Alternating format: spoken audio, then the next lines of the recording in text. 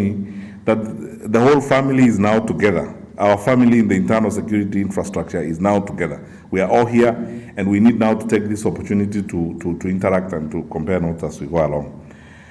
I will try to summarize my remarks. I have a long document, but I will summarize my remarks, and I'll be very brief, and we'll be done in a few minutes.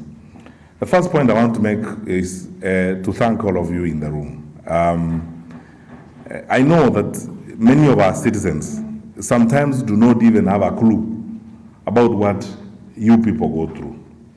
But let me tell you, first as a citizen of this country, even before I speak to you as your minister, as a citizen of this country, I am so grateful, and I thank the Lord for the men and women in this room.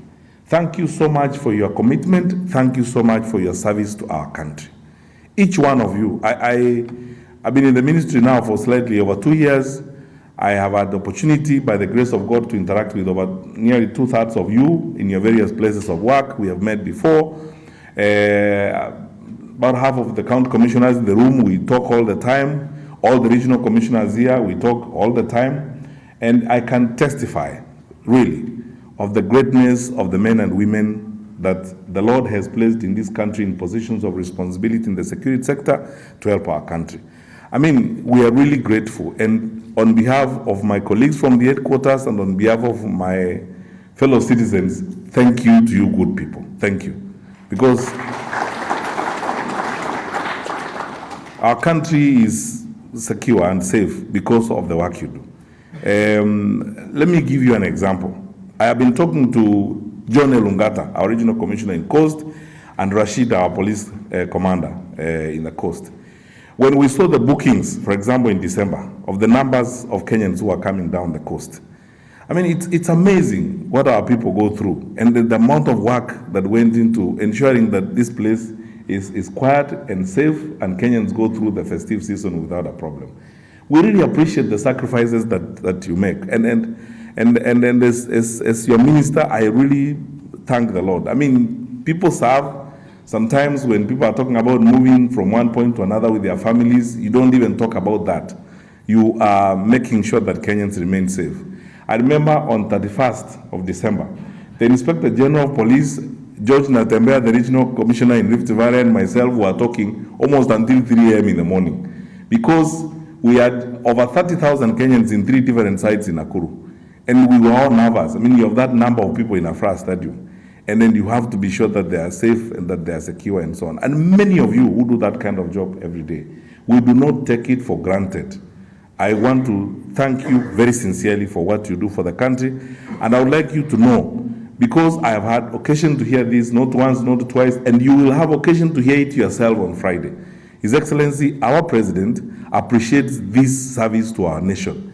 And now as we start the new year, I want to encourage us to proceed in that direction so that we intensify and strengthen what we need to do so that we can keep our country safe and secure. It is upon us to ensure that the economy of this country is supported, that Kenyans go about their businesses, that our children go to school, and that people who are engaged in all manner of economic activity successfully do so. And I want to urge you, my brothers and sisters, that we continue to make the sacrifices that we make to ensure that we are safe and the country remains safe. I thank the Inspector General of Police. Mr. Mutiambai is attending this meeting for the first time because he came into office towards the middle of last year. Our Inspector General has settled down very well, moved in and gelled very well with us and fitted in the team. And honestly, I want us to thank our IG. Because, and the police commanders in the room, many of you who have been in the service for a while, you can feel a change and you can feel a new development in the relationship. And IG and the chairman of the Police Service Commission, I will assure you once again of all our support, and we'll continue to work together. The reduction of the mass bus accidents in December did not happen by accident. It's because of the work that you do. And it's because IG, you have taken a firm position, which we support, that we must change the way in which we behave and work on our roads so that we can save the lives of our people. So once more, I want to ask you, IG, and my brother Njau, who has come to NTSA, that let us now fight the madness in that sector and try to end it once and for all, so that people can be safe. The story of mass bus accident is something that should be told as a story, something that used to happen in the past. And you yourselves have discovered, in Jau, you discovered this IG the other day when we were dealing with some of these buses here in Malindi and this kind of nonsense. We even discovered interesting things that, there are people who even operate on our roads. Some of them actually have a fleet of buses. We discovered the other day they had never even been registered in the first place. They are funny people, and so on. We have lived with some strange behavior in this society for a long time. So our people, now is the time to step up and tighten the screws to ensure that we move our country to the next level. And we in the security sector should provide the leadership boldly, without fear or favor as we move forward. I thank you for the many things we have been able to achieve the last year. Can't enumerate all of them. Because of you and your effort, we successfully completed the Huduma number registration. Because of you, we had a very successful census backing up our people. Our county commissioners and our regional commissioners, we cannot thank you enough. Because of your collaboration with the police commanders, we supported our colleagues at the Ministry of Education to successfully administer exams. You know the work that has gone on. Mr. Mukindia will be joining us shortly because I didn't see him here unless I missed him. Mopping up and cleaning up the firearm licensing regime in the country. Now we have every firearm holder digitized and we have a record of these people. We reduced the firearm dealership licenses from 33 to 15.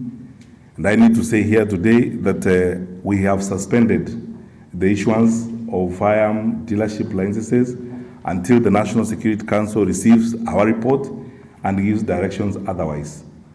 We continue that way. We burnt a huge cache of arms, and because of the work that you are doing, I thank you so much, Mr. Natembea and Mr. Nakoro, the regional commissioners for Rift Valley and the Eastern, and your respective police commanders, Banochola, for the wonderful work you are doing, the number of guns we are collecting in Marsabit, and the changes we are bringing about in North Rift.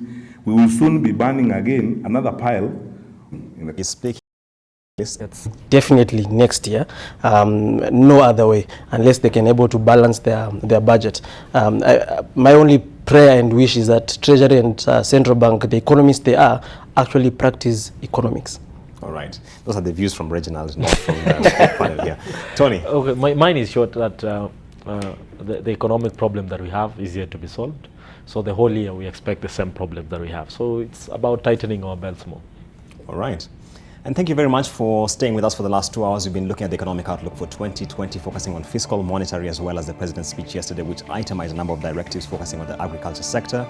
Up next is NTV Sasa, and I can see Salim Swale and Daniel Mule already in studio. Enjoy the rest of your viewing.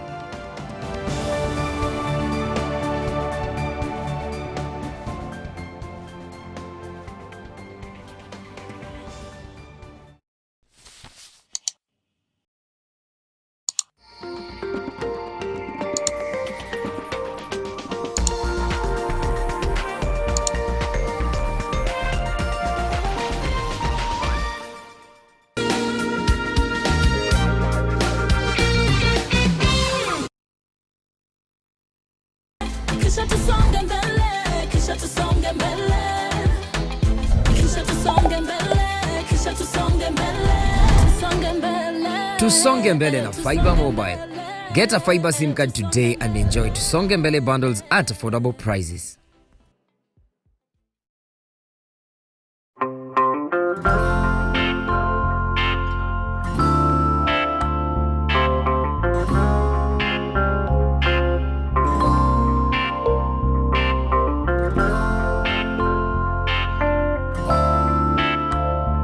Molfix breathable surface developed with Airsoft technology is very soft and provides the best Molfix skincare. I've found the best diaper for my baby's sensitive skin. All babies deserve a high-quality diaper.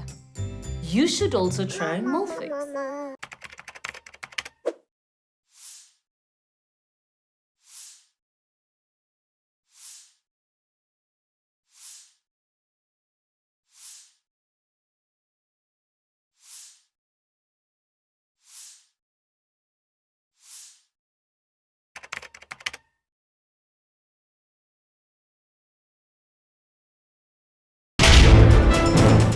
very hard to trust someone who comes from a family of crooks. Before you dare judge my family, take a good look at yours. You're all a bunch of criminals. What's this?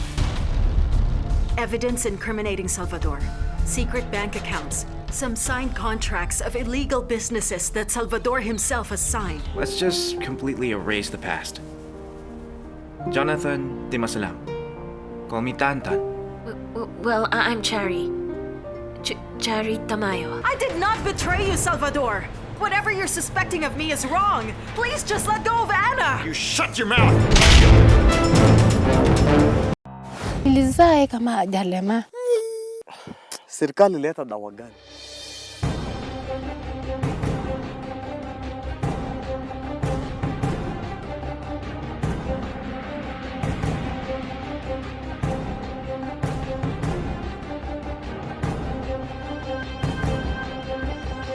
It's almost a year, nothing has been done. I just need some form of information.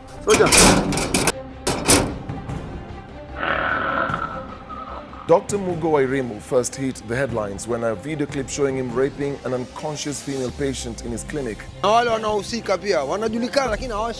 the puzzle surrounding the sugar saga yet to be cleared. How many times were you sexually abused? Like 3 times. How was a convicted child molester allowed to set up a children's home in the country? Kwa hivyo uniamini? Mimi sijui niamini lipi na kumchukia huyu Fadhili. Yaingilia napi kwa pisini mambo mawili tofauti. Hili shamba litauzwa. Nisipoliuza mimi, mtu mwingine atalinunua na huyo mtu mwingine pia atakuja kufurusha. Mbona nyinyi hamsikii maneno nikiwaambia? Hawa kinajiwe wamekwambia nini haswa kimekufanya uje unikosee mimi adabu? Mzazi asimtakia mema mwanae, si mzazi mwema. With Lipa na M-Pesa, you get more. Lipa na M-Pesa. Every 100 shillings spent on Lipa na M-Pesa earns you an entry into the draw. Do more with Lipa na M-Pesa. Ukifungua mwaka na hasira hivi, si mwaka mzima utakuwa na hasira. Hata mimi natafuta hiyo kifunguo, nifungue mwaka vile unataka sasa. Hata kama class 8 sikupata first grade, haimaanishi sijui kama nyama iko na vitamin. Spaghetti, mkate, mama, madazi. Umemaliza? Basi pada huko juu kachukue goza witiwe dokafue. Mimi nifulie au hivi mimi? Sasa inafaa tuongee tu vile tunza make ma junior. Ati what? Watoto. Na ngoja nini? Yeah, we give thanks like we really supposed. We have to give thanks like we really supposed to be thankful. Every Thursday evening, it's Lit 360. Look around, I don't see you from. Everybody's having the time.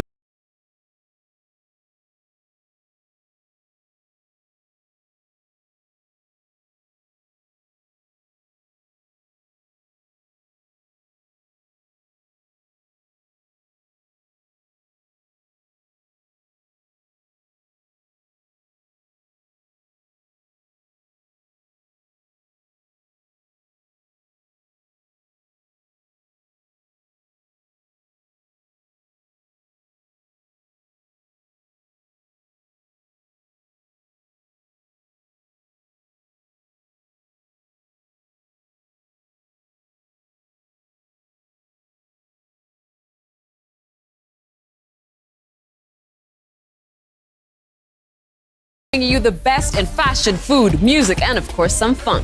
This is Lit 360 and it's about to go down. Wewe ni mbaya, umenidanganya. Wewe ni mbaya, umenidanganya. Bonukanicheka, bonukanicheza. A new day is breaking at one of the oldest Christian universities in the country. Daystar had excelled in the training of communications experts, so now we thought of setting up a school of law to train lawyers who would support this media personnel plus other people in their work. We would like our students to go to these courts of law well versed with the understanding of what justice is. To be professionals, researchers, scholars who will serve church and society. Welcome to the Daystar School of Law. Shine on like the stars and the sun, for your day has broken.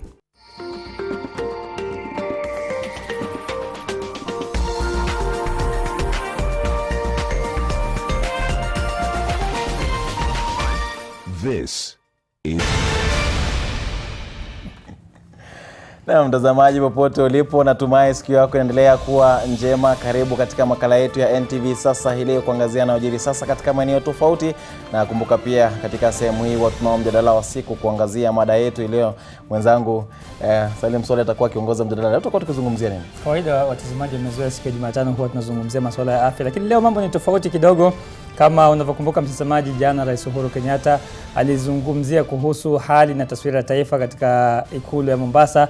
Pamoja na hayo yote akaelezea mambo madal basari kubwa zaidi ni mabadiliko yaliyofanywa ndani ya serikali yake. Tutakuwa tunaangalia kwa kina na uketo mabadiliko hayo yanamaanisha nini mustakabali wa kisiasa wa nchi, mustakabali wa kiuchumi wa nchi, na tutakuwa na wageni hapa studioni.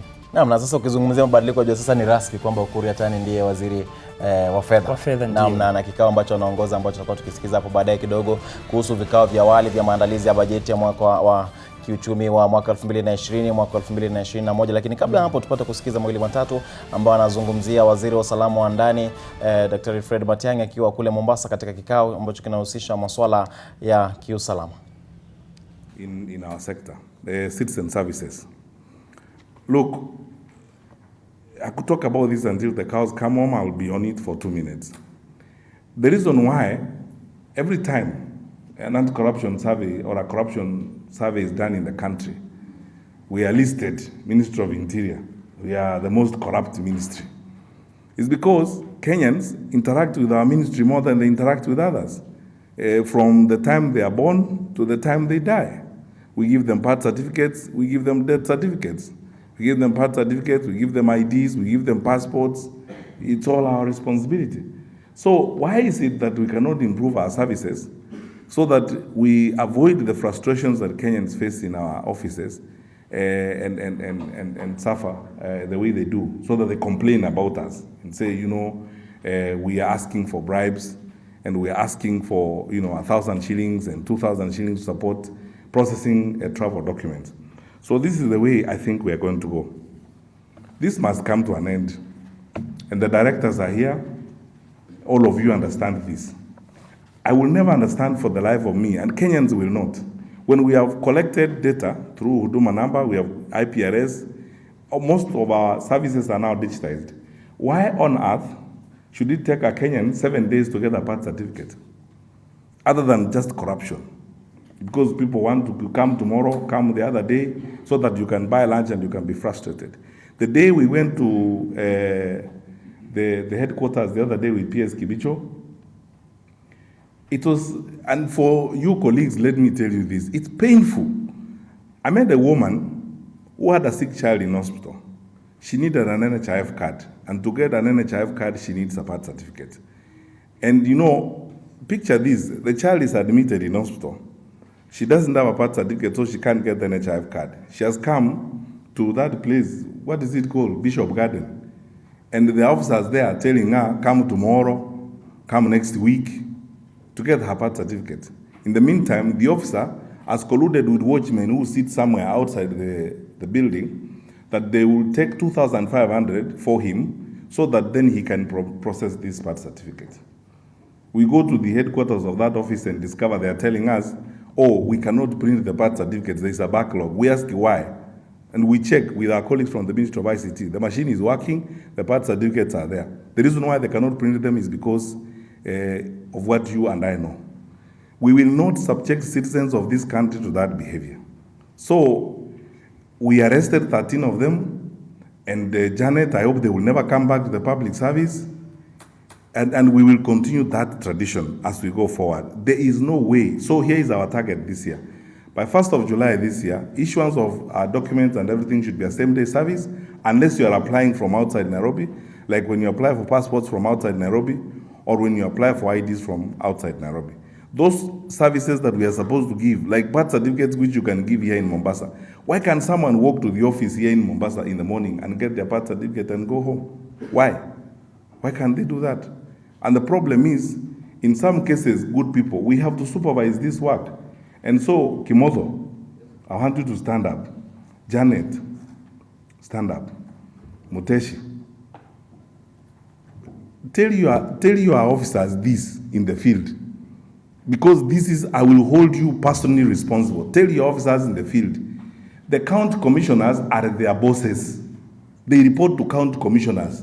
The county commissioners are their bosses. That arrogance and idiocy should come to an end of saying, oh, you know me, I'm not doing that. They report to county commissioners. The county commissioners are the supervisors of the services we offer in the field. And in places where we go and find officers from your departments are lazy and they're taking bribes, we hold the county commissioner responsible. They must report to the county commissioners. That is what we must hold. Because we are frustrating people daily. I called in Canada this morning, the county commissioner Kajiado. I sent you some message about some women who are frustrated in Kajiado getting birth certificates because they have been asked to bribe. And yet, why can't people go to the office in Kajiado and get birth certificates the same day? So this thing must come to an end, and you have got to go to the field. So I'm asking our peers, number one, within the next 2 weeks, we come up with a helpline. The helpline will give it to the public, and the public will call us when they're having a problem and frustration with your officers. And we will give that information to the respective county commissioners through the regional commissioners, so that they take action even in the field. And regional commissioners and county commissioners who are here and the police commanders, I will not be sad if you arrested these people where you find them, Natembea. If there are any asking for bribes, stressing wananchi, arrest them to wapeleke kotini. We cannot make our people, Kenyans, slaves in their country.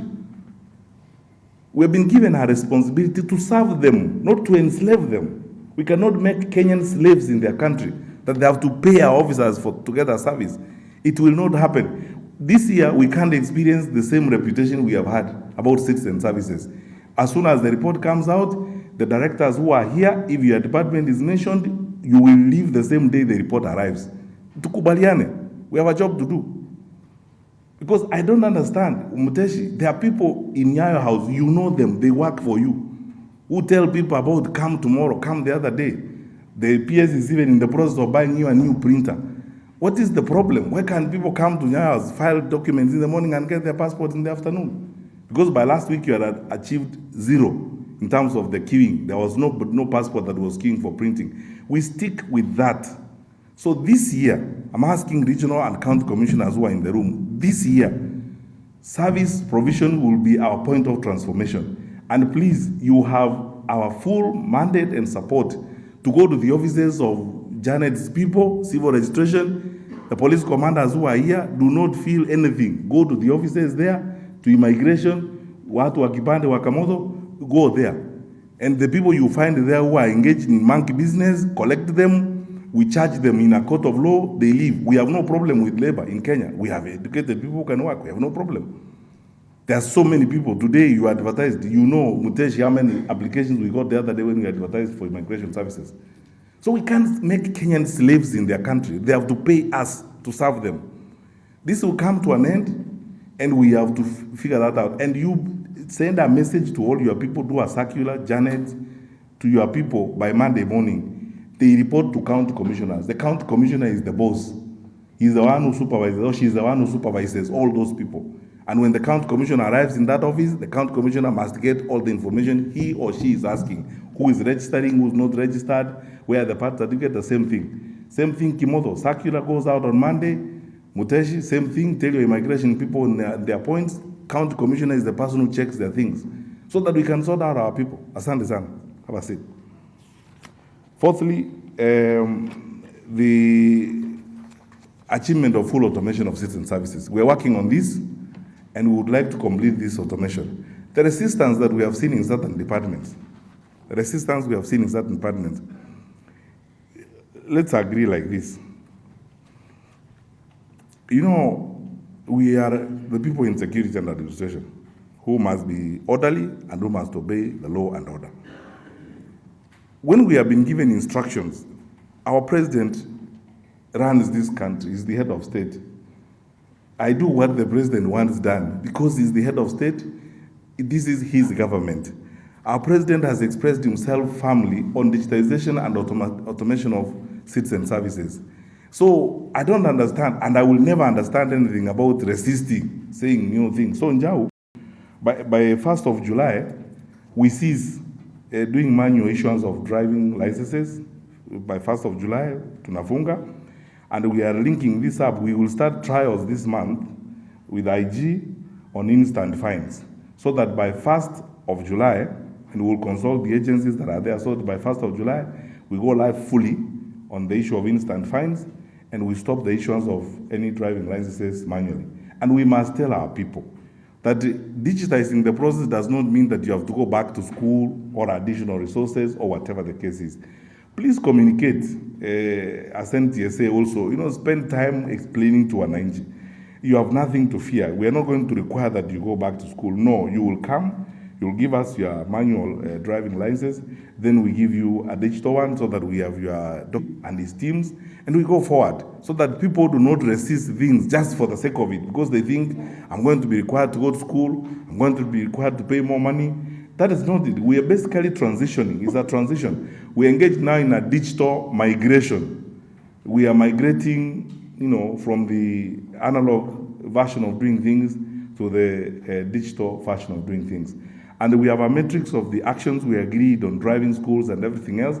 The deadlines are there for you to figure out. And my friend, let's move. That we have to ensure now we have completed that process. Now, to see us, there is no room for discussion on this matter. We have agreed that's the way we are going, we are going. The ones who don't want to do it are also free to go and work where they can do that. But for us, that's the way we are going. And then you have to socialize your staff to understand that. And because of these challenges we have had,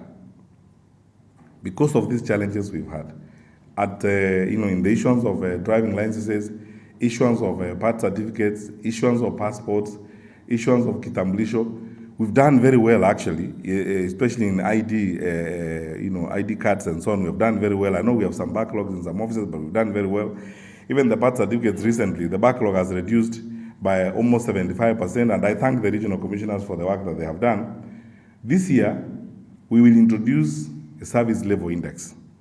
Please have a seat.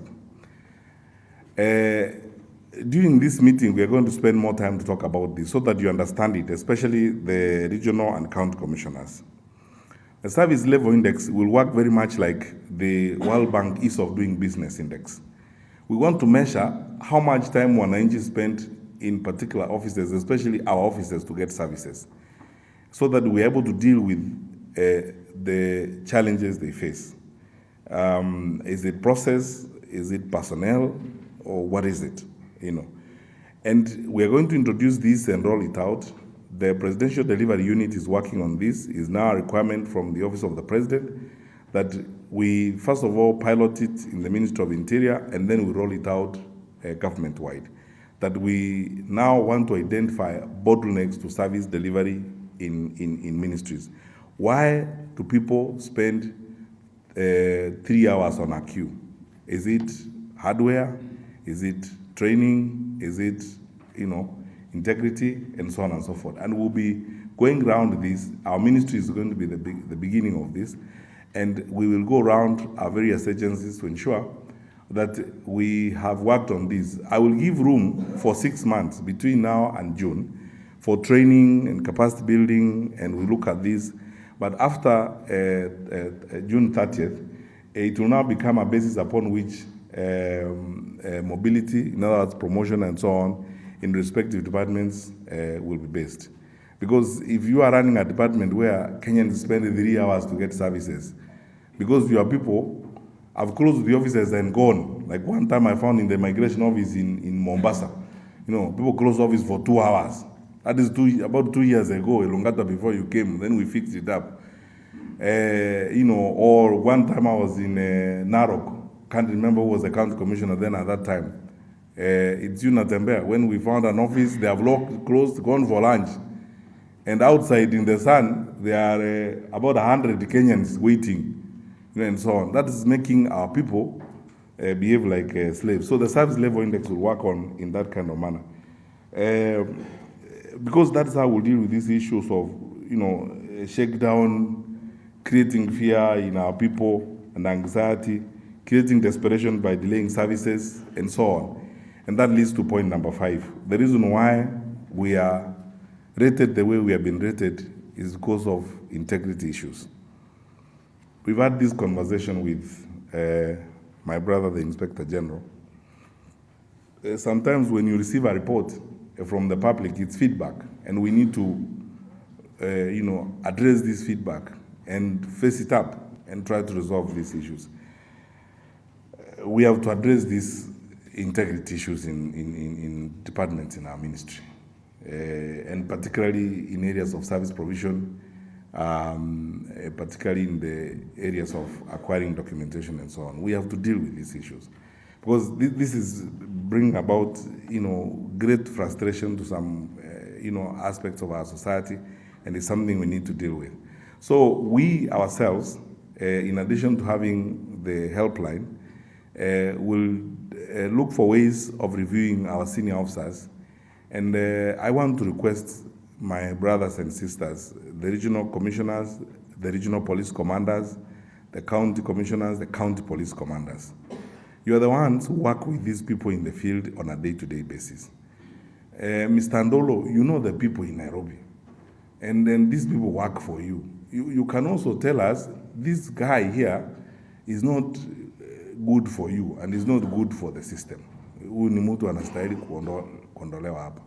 There are areas in this country where we have made useful changes because senior officers, police commanders, county commissioners have advised us. You brought a new registrar here, but he's a Shylock. And because of that, he's not making progress. Please advise us, your management and your supervision, because you are managers.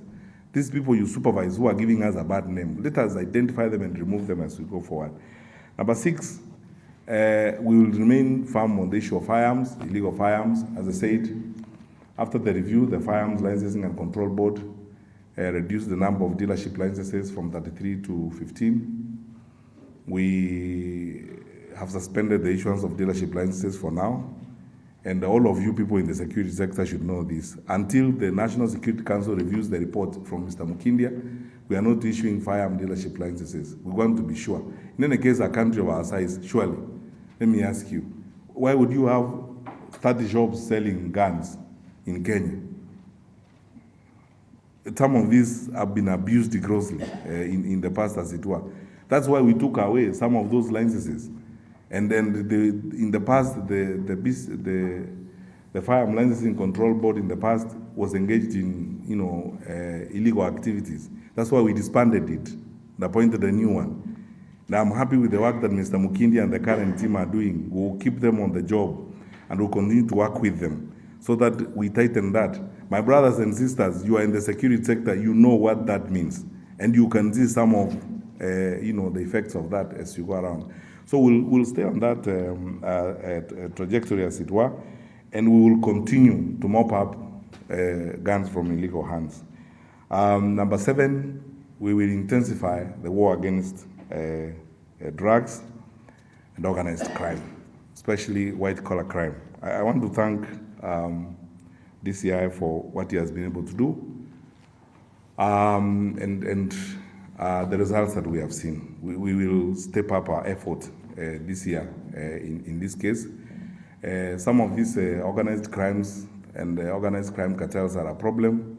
Rashid, we can't thank you enough for the job that you and the Lungata and the Mombasa team, Mr. Kitio, how you have mopped out pangas from Kisauni and all these good people. Let's stay on that trajectory. And this is the way we are going to go until the end of the year. Number 8, we have particular challenges, and I'm going to shortly give an example of Kiambu. And challenges are these: because of the numbers of our young people and universities and tertiary institutions in the country, we are beginning to experience unique problems. Across the country, many of you have university communities. If you are in Nakuru, you are dealing with Egerton, you are dealing with Kabarak, and so on. Now, you have noticed clearly that we have certain challenges. Small, illegal businesses mushrooming around universities where drugs are sold to university students. Crime happens around those places. And then there is an emergence of a phenomenon in the country we call university towns. Many towns, Juja for example, are essentially university towns. They become big because there's a huge population of university students who live there, rent houses, and so on. That is not unique to Kenya. I mean, everywhere in the world, if you go to Oxford, the town essentially is because of Oxford University. And if you go to Manchester, the university is a big reason and a big part of the city, as it were. We have to face up. When there was a challenge at JKUAT the other day and there was a challenge at Kibabi, it drew the attention of the president and we began having conversations on what we are going to do. So, as one of our new assignments this year, we are coming up with, and Professor Magoha will be here tomorrow to talk more about some of these challenges. We are beginning to create university community security committees across the country. We have started with JKUAT, and I sincerely want to thank Mr. Wilson Wanyanga, our county commissioner in Kiambu, for a fantastic job that he's done with that. And as I told him in Juja, we are going to use that as an example of what we are doing. He's already put together, a very strong committee. And the workings of university community security committees is that every university within the community it finds itself, or every big polytechnic, will create a committee that involves the leadership of the university and the leadership of the communities, the business, the religious leaders, and the local leadership. And we're asking that in most of these, they be chaired by our DCCs. But the Kiambu one, the Jucha one, we've asked Mr. Wanyanga to chair it as a way of starting it off. So that broad discussions about standards, about movements, services, and so on take place, at that particular time. And we'll describe this some more, but it's a new aspect of our work to try and address challenges related to where most of our young people stay. I have a case right now, yesterday I received a report of, parents who are anguished, who lost a child at JKUAT, and another who lost a child at Kenyatta University. And you see, parents are just called from home, your son or daughter has been found dead, or whatever the case may be. And then investigation becomes a problem. So to be able to deal with this issue, we want to have a much more structured coordination framework with higher education institutions. That's why we now want to start on this phenomenon of university community security committees, where we put together universities or the big tertiary institutions together with committees, create security committees chaired by the DCCs. Then we'll begin working on a range of things that will address some of these challenges as we go along. And then we'll bring in government agencies that need to be involved as we go along to solve this. Number 9, we will continue our reforms in the transport sector, and I've outlined some of these in NTSA, including the issuance of the driving licenses, and linking this up with the instant fines. We will begin the trials immediately because we are ready. The PS tells me the system is ready. And once we do the trial for about 6 months, then we launch it formally. And so that's why we're giving ourselves sufficient time to do these trials to move forward. However, I insist, Mr. Njau, everyone who runs a bus company, all these people must be registered. Now is the time for us to end all those jokes. We have to work in a structured manner and help enhance security amongst us as we go forward. And then also begin to socialize and spare some of these resources to educate these people and work with them. Let us not ambush anybody or flash or push people in a particular direction. We have discovered in the last 1 year or so that we gain a lot through conversations and engagement as we go along, and we will do this. Lastly, the exercise we have been doing, which has come to an end of reviewing the Ngao curriculum, is done. I hope that this year we will launch a new national government administration curriculum and training format. The challenge we face, which many of you know, is that we are losing a lot of our experienced officers who are retiring. And you know this. The bit about it is that most of you guys, especially the Ngao people in the room, are very experienced people. Mr. Njega, you understand this thing. To raise somebody from an ACC to become a regional commissioner is a job. We have to train, we have to keep training and preparing people so that, at all times we have people. A lot of people, I meet people around who say they're very happy. In fact, to be very honest with you, the other day I met the US ambassador, and he told me that he has been moving around the country and he's thoroughly impressed by the county commissioners. He says there are people I meet in the counties called county commissioners. Those are wonderful people. They already know what needs to be done. They're very disciplined. The police officers are meeting the county, they tell you, they give you all the facts, even about crime and so on. So we want to keep that tradition as we go along. And to do so is to get someone from an inspector to get to Mr. Ndolo's level as regional police commander and do a good job, like Mr. Ndolo takes time. So we need now to build a tradition of training and development, as it were. Very finally, we will embark on, a huge level of statutory reforms. We have a huge document. I will not go into it now.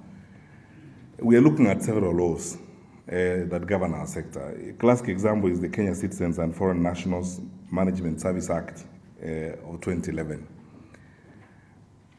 I think, and you will agree with me, my brothers and sisters, we need to make the process of regaining citizenship and acquisition of a Kenya passport much simpler and faster.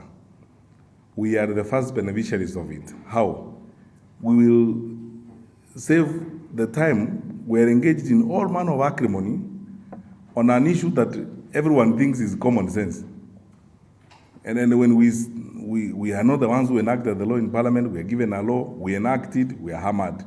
We don't enact it, we are hammered. So we are trying to find a way of dealing with this issue of, regaining citizenship and acquiring a Kenyan passport. For Kenyans who lost their citizenship during the era we had, we did not have dual citizenship.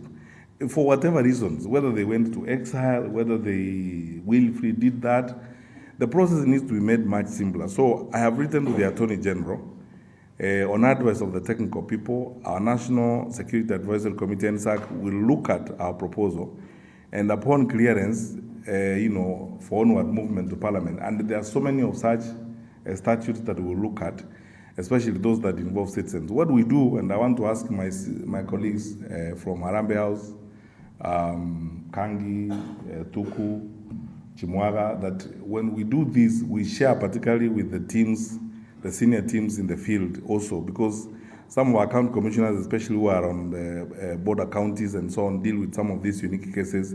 And the regional commissioners, it's good for them to also give us their views on this. So when we are done with the proposals we are going to make, my colleagues, we will send this to the field so that you also give us your views, because you have more practical experience on what you are seeing before we move to the next level. I want to end my remarks by once again thanking you very much for the sacrifice and service to our country, and urging you, my friends, that we have a job to do. Let's do it fairly, objectively, and with determination. What I have come to love about this sector is that we have a lot of very experienced and well-trained people. You know this country. Many of you, when I look at you, Mr. Njega, Mr. Nakoro, Mr. Nyawanga, Natembea, you are people who have been in the field, Mr. Wanyanga, Maalim, for a long time. You know this, you understand the country. When it gets to certain points of the time like now, and the temperatures start rising, we are pushed left, right, or center.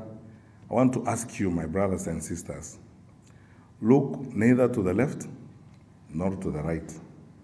Let's remain focused in the service of our country. We are public servants. We start, first of all, by this very basic principle. We have been given a privilege to serve. So we respect everyone, whether they are Mama Mboga, whether they are Tout, whether they are anybody, kila mtu, as long as they are Kenyan citizens. We respect them. We deal with them fairly. The leaders we have, when we meet them, from MCAs all the way to members of National Assembly, Senate, governors, we respect them. We work with them. But like the Bible says, love your parents and respect your parents, or obey your parents, qualifies with one sentence. The parent cannot walk up to you and tell you, break the law. That one, I think God has already given you a provision that if your parent tells you to break the law, that one you can disobey, because it's not in the Lord. So also for us, what I would tell you, my brothers and sisters, is let's work firmly and objectively and respect everyone according to the law. That is my rider, according to the law. Because if someone comes and says, escort me to go and beat those people, you will tell them, sorry, that's not our job. And on that particular one, I will defend you. I will defend you. You are free to disobey that one. Someone asking you to go and break the law. That's not our job. Our job is to protect the law, to work lawfully. You will be blamed. I like a situation when, for example, people come to the office and tell me, we don't like this county commissioner. You have to remove them.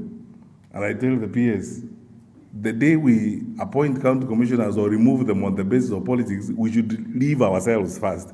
Because it means those people know our job better than we do. We will not be guided that way. Or this police, this police commander is not a good man. We agree. In any case, I have no powers to remove police commanders. That is the job of the IG and the chairman of Police Service Commission. My brothers and sisters, our job in the headquarters is to protect you. And our job is to ensure that we speak for you and we be interlocutors for you with the other levels of government. I would like to tell you here, candidly and openly, do your work freely with all the confidence. Kibicho and I and all these people in headquarters, IG, will cover your back. Don't be intimidated. Do the right thing at all times. And we will not make a decision on the basis of anything else other than fact. And instructions flow the way they do. We have a president in the country and commander-in-chief of the Kenyan Defense Forces. That is how the constitution is. He guides us on what we do. We proceed in that same direction. So to find a kazi in the field, don't worry about anything else. I pledge to you today, as long as the president keeps me in this job, I'll continue to be your foremost, nearly militant defender. May God bless you.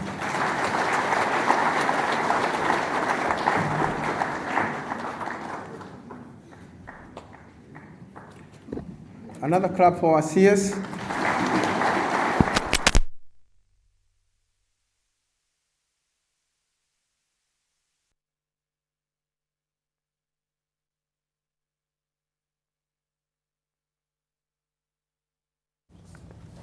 Na hivyo kauli yake hapo waziri wa usalama Daktari Fred Matiang'i akizungumzia masuala mengi tu kuhusiana na usalama wa taifa, na amekuwa akizungumzia mapendekezo ambayo amekuwa akitolea kuhakikisha kwamba namna ambavyo tunapata huduma za kiusalama nchini zinapata kuimarishwa, na pia kuzungumzia mashambulio ambayo yamekuwa yakishuhudiwa nchini. Na pengine kitu kimoja ambacho nimehisi amezungumzia ambacho ni muhimu ni kuhusiana na zile foleni ndefu ambazo ziko pale katika idara ya uhamiaji pale Nyayo House, hasa hapa Nairobi, wakati ambapo wengi wanafika pale kusajiliwa kupata pasipoti na stakabadhi nyingine muhimu. Amesema kwamba haelewi ni kwa nini kuwe na foleni. Maana wakati mwingine mtu anafika kule saa 9 asubuhi na anatoka jioni saa 12 hajahudumiwa. Inabidi arudi tena. Nadhani kwa sababu hiyo tumemwona mkurugenzi wa masuala ya uhamiaji Bwana Muteshi yuko pale na Matiang'i amemwagiza asimame.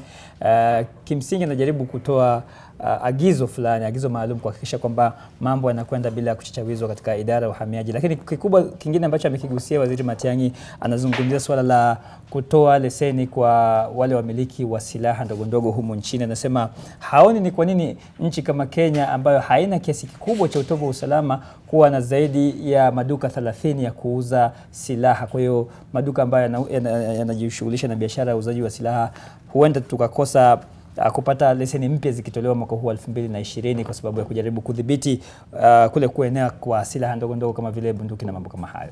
Na hakika amesema kwamba wamesitisha shughuli hiyo kwa muda kwa sababu hizo ambazo ametoa. Nakumbuka kwamba kongamano hili litafanyika mwaka mmoja baada ya lile shambulio la kigeni la Dusit D2, ambapo wengi tu ambao waliathirika na shambulio hilo wamepata kuendelea na maisha yao, lakini unajua mtu baada ya kumpoteza mpendo wake hatuwezi kusema kwamba ameendelea kama kawaida. Lakini ndivyo hivyo wamepata kujizoa na kujiendeleza, na tumeona kwamba sehemu mbalimbali za lile jumba tayari zishafunguliwa na biashara kurejelewa. Na nakumbuka wakati ambapo jumba hilo la Dusit D2, sehemu ile ya mkahawa ilipokuwa ikifunguliwa, manake nilikuwa pale, mojawapo wa masuala ambao walisema ni kwamba kufunguliwa upya kwa jumba hili ama kwa mkahawa ni ishara kwamba tumeshinda ugaidi na kwamba ugaidi hauna nafasi. Na kwa wataka Wakenya waje waendelee na shughuli zao. Shughuli zao. Matiang'i vile vile amegusia kile ambacho anakiona kama ni kukosa ule urari katika utendakazi wa serikali. Maafisa hawa wanakuwa wakiritimba, hawataki kusikiza pengine maagizo kutoka kwa wakuu wao. Amesema wazi kwamba sasa wale wakuu wa mikoa, zamani tulikuwa tunawaita wakuu wa mikoa,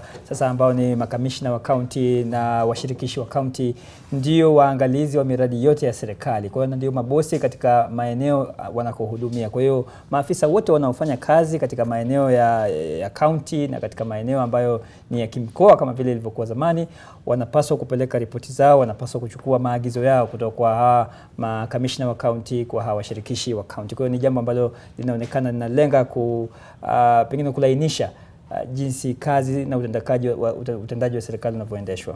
Na maadamu umetaja swala la kulainisha, pia amegusia kwamba wale maafisa wafanyakazi wa serikali ambao ni wazembe sasa kuna nafasi yao, kwamba kila wakati wakitangaza nafasi ya ajira watu wengi sana hujitokeza. Kwa hivyo akasema kwamba yeyote ambaye ataendelea kuonyesha ule uzembe basi atatemwa na nafasi yake ipewe Mkenya mwingine. Na mtazamaji, tu ni baadhi ya ambao yanaendelea na tunaendelea kuangazia kutoka maeneo tofauti. Wanahabari wetu katika maeneo tofauti mahakamani kote kuangazia yanayojiri, ambao pia tutakuwa tukiendelea kuyashughulikia na pia kuyagusia, maana yake anajua pia Waziri Kiunjuri atakuwa akimkabidhi rasmi Munya majukumu kama ashamkabidhi tayari. Naam, ashamkabidhi tayari rasmi. Ni miongoni mwa yale ambayo yanajiri, na mjadala wa leo kama tulivyogusia hapo awali utakuwa ukiendeshwa na mwenzangu Salim Swali, ambapo atakuwa anagusia masuala kuhusiana na ile hotuba ya rais hapo jana. Na pia nawe popote ulipo tunakupa nafasi kuchangia na mtazamo gani kuhusiana na mabadiliko ambayo rais alifanya hapo jana, na vile vile kuhusiana na maagizo ambayo alitoa. Kwa hivyo mabadiliko na maagizo ya rais jana, unahisi kwamba yametosha au una mtazamo gani kuyahusu? Kulikuwa na mabadiliko mengi katika baraza la mawaziri na vile vile maagizo ambayo alitoa kwa sekta mbalimbali. Kulikuwa na maagizo kwa wizara ya kilimo, na wizara ambayo alitoa maagizo mengi tu, ambapo alikuwa Waziri Kiunjuri akitoa maelekezo na maagizo kuhusiana na mabadiliko mengi ili yaweze kuwasaidia wakulima na wafugaji humo nchini wapate kujiendeleza. Pia alitoa maagizo mengi kuhusiana na masuala ya vijana, kusema kwamba shughuli ambazo zinahusiana na vijana zihamishiwe katika wizara ambayo alibadilisha jina na ikawa ni wizara ya masuala ya teknolojia ya habari na mawasiliano na pia ubunifu, na vijana kwamba masuala yao yapate kushughulikiwa pale, yakiwa pale ambao wanawahusu wasanii na wengine ambao wanajiingiza katika sekta ya filamu na ubunifu, wale ambao wamekuwa vipawa vyao vikitumiwa na wengine na wao wanakosa kufaidi kutokana na jasho lao. Na pia alitoa agizo kuhusiana na swala la bima ya afya NHIF, akisema kwamba yale masharti mapya, zile kanuni mpya zilizotolewa na bodi ya NHIF zisitishwe kwa muda kutekelezwa na wizara ya afya hadi pale ambapo kutakuwa na mashauriano ya kutosha kuhusiana na masharti hayo, kuhusiana na kanuni hizo, kuhusiana na mapendekezo hayo ambayo yalikuwa yamevutia hisia mseto kutoka kwa wengi. Kwa hivyo ni swala zima kuhusiana na ile hotuba, mtazamaji, ambapo leo tunakupa fursa kuchangia, utueleze una mtazamo gani kuihusu na swali hilo, na hapo baadaye kidogo tukiendelea na mjadala wetu wa siku tutakuwa tukifungua leni zetu za simu ili tukupe nawe fursa kuchangia moja kwa moja. Lakini kwa sasa mtazamo wako, kauli zako ziweke katika mtandao yetu ya kijamii ya Twitter, Facebook, kote nitakuwa nikiangazia baadhi @danmule @NTV. Sasa tutakuwa tukiangalia hizo tukiendelea kusonga mbele, lakini kwa sasa moja kwa moja na peleka kwake Salim Swali. Naam, shukrani sana Dan. Bila shaka wengi wamejiuliza maswali mengi baada ya Rais Uhuru Kenyatta kufanya mabadiliko hapo jana, na katika kile ambacho kimeonekana kugusa nyoyo za wengi ni kufutwa kazi kwa Mwangi Kiunjuri kama waziri wa kilimo.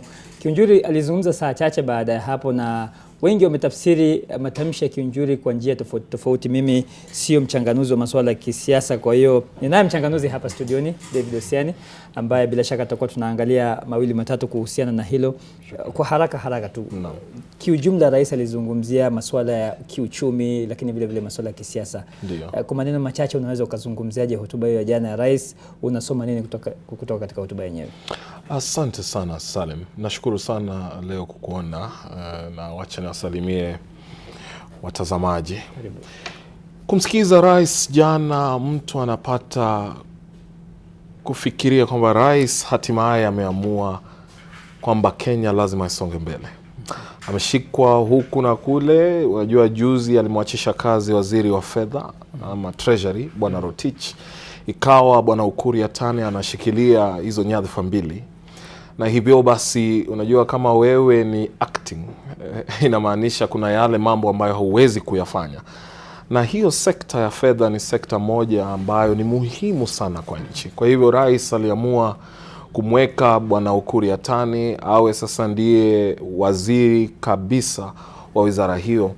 Vile vile nilichokiona ambacho rais aliangazia ni kuhakikisha kwamba nafasi ya wanawake ama gender role imetimika katika cabinet. Japo kulikuwa na shida bado na PSS na vile vile CSS pia karibu wapate vizuri. Kwa hivyo masuala ilikuwa mengi. Alijaribu kuongelea sekta ya kilimo ambayo ni sekta nilio nayo moyoni sana. Akiangazia mambo ya chai, vile vile kahawa, hata na vijana aliangazia maneno yao, sanaa na vile vile ile tunaita micro, small and medium enterprises, zile biashara ndogo ndogo za kiuchumi ambazo zimekuwa na shida sana, ili hali ndio biashara zinazoajiri karibu 75% ya Wakenya. Kwa hivyo kwa ujumla ilikuwa ni siasa na vile vile ni mambo ya maendeleo, na tutaangalia jinsi ilivyo. Wakenya wengi bila shaka wameshikia bango swala lazima hilo la siasa. Ndio. Na kimsingi kama tulivyosema, amezungumzia sekta ya kilimo kwa undani kabisa. Tunaona ametoa ruzuku, ametoa fedha, tuseme kiasi kikubwa cha fedha, takriban shilingi bilioni 6 zimetolewa jana katika maagizo ya rais kwa ajili ya kulainisha baadhi ya maeneo. Lakini kiwango kikubwa cha fedha kimekwenda kati mwa Kenya. Kumbuka katika siasa za miaka miwili iliyopita ni kwamba baadhi ya kundi ambalo limekuwa likijinasibisha na naibu rais limekuwa likipiga siasa kwamba rais ametenga eneo la kati mwa Kenya, rais amesahau njia inayoelekea mlimani, na kwamba amewaacha watu ambao uti wa mgongo wa uchumi wao unategemea kilimo. Unadhani rais amegusa au amegonga ndipo? Kisiasa atakuwa amegonga ndipo. Unajua hapo awali nilipokuwa naongea na wenzangu wengine nilimlilia rais, na ninajua kwa sababu anatutazama kwamba sekta ya sukari nasi pia angetupatia bilioni kama 3 tungeshukuru. Kwa sababu KCC imepatiwa bilioni 1, vile vile chai bilioni karibu 3, kisha kapeana milioni 300 ya kuhakikisha tumeweka zile storage za vegetables ama perishables katika Kisii, Nyeri na Nyahururu. Ni vizuri kwa sababu wale wanaopiga siasa eneo hiyo ya Central wamekuwa wakisema hapana, sisi tuko na rais lakini hatuoni uzuri wa rais. Lakini sio kwa sababu ni kazi ya rais, ni kwa sababu rais alikuwa na waziri ambaye alipaswa kutekeleza wajibu wake inavyofaa. Kazi anazozifanya rais sasa hivi ni kazi ambazo Bwana Kiunjuri anayetoka sehemu hizo angekuwa amezitekeleza ama angependekeza katika cabinet. Lakini kwa sababu rais ameamua kufanya hivyo, nimeona kiasi amekumbuka watu wa Ahero kwa mara ya kwanza. Tumeona rais ametaja Ahero katika national speech akisema mchele ambayo ni mingi sana isiharibike mashambani, inunuliwe ili ipelekwe magerezani, hata katika vyuo mbalimbali nchini. Lakini unajua katika sehemu zile za magharibi watu wanategemea sana miwa. Kwa hivyo mimi ninangoja kwa hamu, kwa sababu aliulizwa na mmoja wenu kwamba ni nini atakaofanyia wale ambao wanangojea kumsikiza kuhusu miwa, kwa sababu kule hiyo sekta imedorora. Serikali imeingilia kadhia ya miwa na kujaribu kuhuisha kampuni ambazo zinashughulika viwanda vya miwa, lakini mwisho wa siku hatuoni matunda ya zile fedha ambazo zinatumbukizwa katika viwanda hivi. Ni vivyo hivyo imekuwa hadi na hata kahawa na chai. Shida hizi zimekuwa kote. Sasa ni changamoto tulizo nazo. Kuna changamoto za uongozi katika viwanda hivi. Kuna wale ambao wamefilisisha makampuni hizi, na hao wanapaswa kunaswa na kupelekwa jela ili kwamba wale watakaokuja baadaye wajue kwamba unapofilisisha kampuni inayotegemewa na watu wengi, basi wewe mwishowe lazima utapata kujuta. Lakini hata hivyo nataka tutambue kwamba hizo kampuni zimetumia equipment ambazo zilinunuliwa karne nyingi zilizopita, 1970. Sasa unajua cost of production, unapopeleka katika hiyo mashine kwanza inatugharimu pesa nyingi sana. Inakula stima na watu wengine pia kuwapatia kazi ni changamoto ipo. Kwa hivyo japo tuko na changamoto hizo, mimi ningependa rais asitutupilie mbali. Alisema kwa sababu nilimsikiza na mimi nina matumaini sana. Alisema kwamba kuna ile Sugar Task Force report ambayo iliandikwa karibu sasa inaenda mwaka. Lakini haikuwa imeangaliwa. Ataiangalia wiki 2 tutapata kusikia ni yepi atakayoyafanya. Lakini kumbuka vile vile kwamba Bwana Munya pia anatoka katika sehemu ambayo kilimo ni kitu kikubwa. Kwa hivyo tuna matumaini kwamba anayaelewa maneno haya. Lakini tukiangazia Central amegonga ndipo. Hakuna mtu atakayesema sasa kwamba rais hajawashughulikia. Kwa sababu alisema katika chai wale wanaitwa soko huru. Mimi nawajua middlemen. Najua mama anauza chai kilo moja shilingi 41. Alafu yule mwingine anamchezea anachukua shilingi 50, wakati anapopeleka katika kiwanda ni shilingi 91. Shilingi 50, yani kuzidi hata 70%. Asilimia 50 imechukuliwa na mtu mwingine. Kabwenyenye kamekaa tu, hana shamba yake ni kununua na kukua middleman. Sasa rais anasema lazima uwe na shamba. Kama huna shamba hauwezi kuuza chai kwa Tea Development Authority. Naona hiyo ni hatua nzuri. Hiyo ni hatua nzuri sana. Tunapoondoa hawa middlemen, hawa watu wa katikati katika biashara ya kilimo, mtu anayetajirika na kusaidika haswa ni yule mtu wa chini kabisa. Ni yule mwananchi ambaye amefanya kazi. Kwa hivyo mimi nashukuru. Kuna mengi ambayo yaliangaziwa mle, tutangoja tuone ni vipi yatakavyotekelezwa. Ndio. Na kingine usiani. Naam. Tuje tu katika siasa. Manake hapo ndiko mkoko ulikuwa unaalika maua. Kabisa. Rais alimfuta kazi Kiunjuri kwa sababu ambazo wengi wameziona kama ni kufeli kwake katika kutekeleza majukumu yake. Na masaibu ya Kiunjuri hayakuanza jana. Yameanza tangu huko nyuma, rais akimkemea mara kadhaa katika majukwaa ya hadhira. Lakini wengi wanasema kwamba pengine kufutwa Kiunjuri, mmoja kati ya wanasiasa walionekana kuwa wa karibu zaidi na naibu wa rais katika miaka hivi karibuni, sababu kule nyuma alikuwa na uhusiano mzuri sana na Rais Uhuru Kenyatta. Nini kimebadilika? Sasa unajua, tukisema kwamba amevutwa kazi kwa sababu yeye amekuwa kwa wale wanaosema kwamba anavutwa kazi kwa sababu yeye ni rafiki wa karibu wa naibu wa rais, hao sijui kama wanajua Bwana Chelugui ni nani.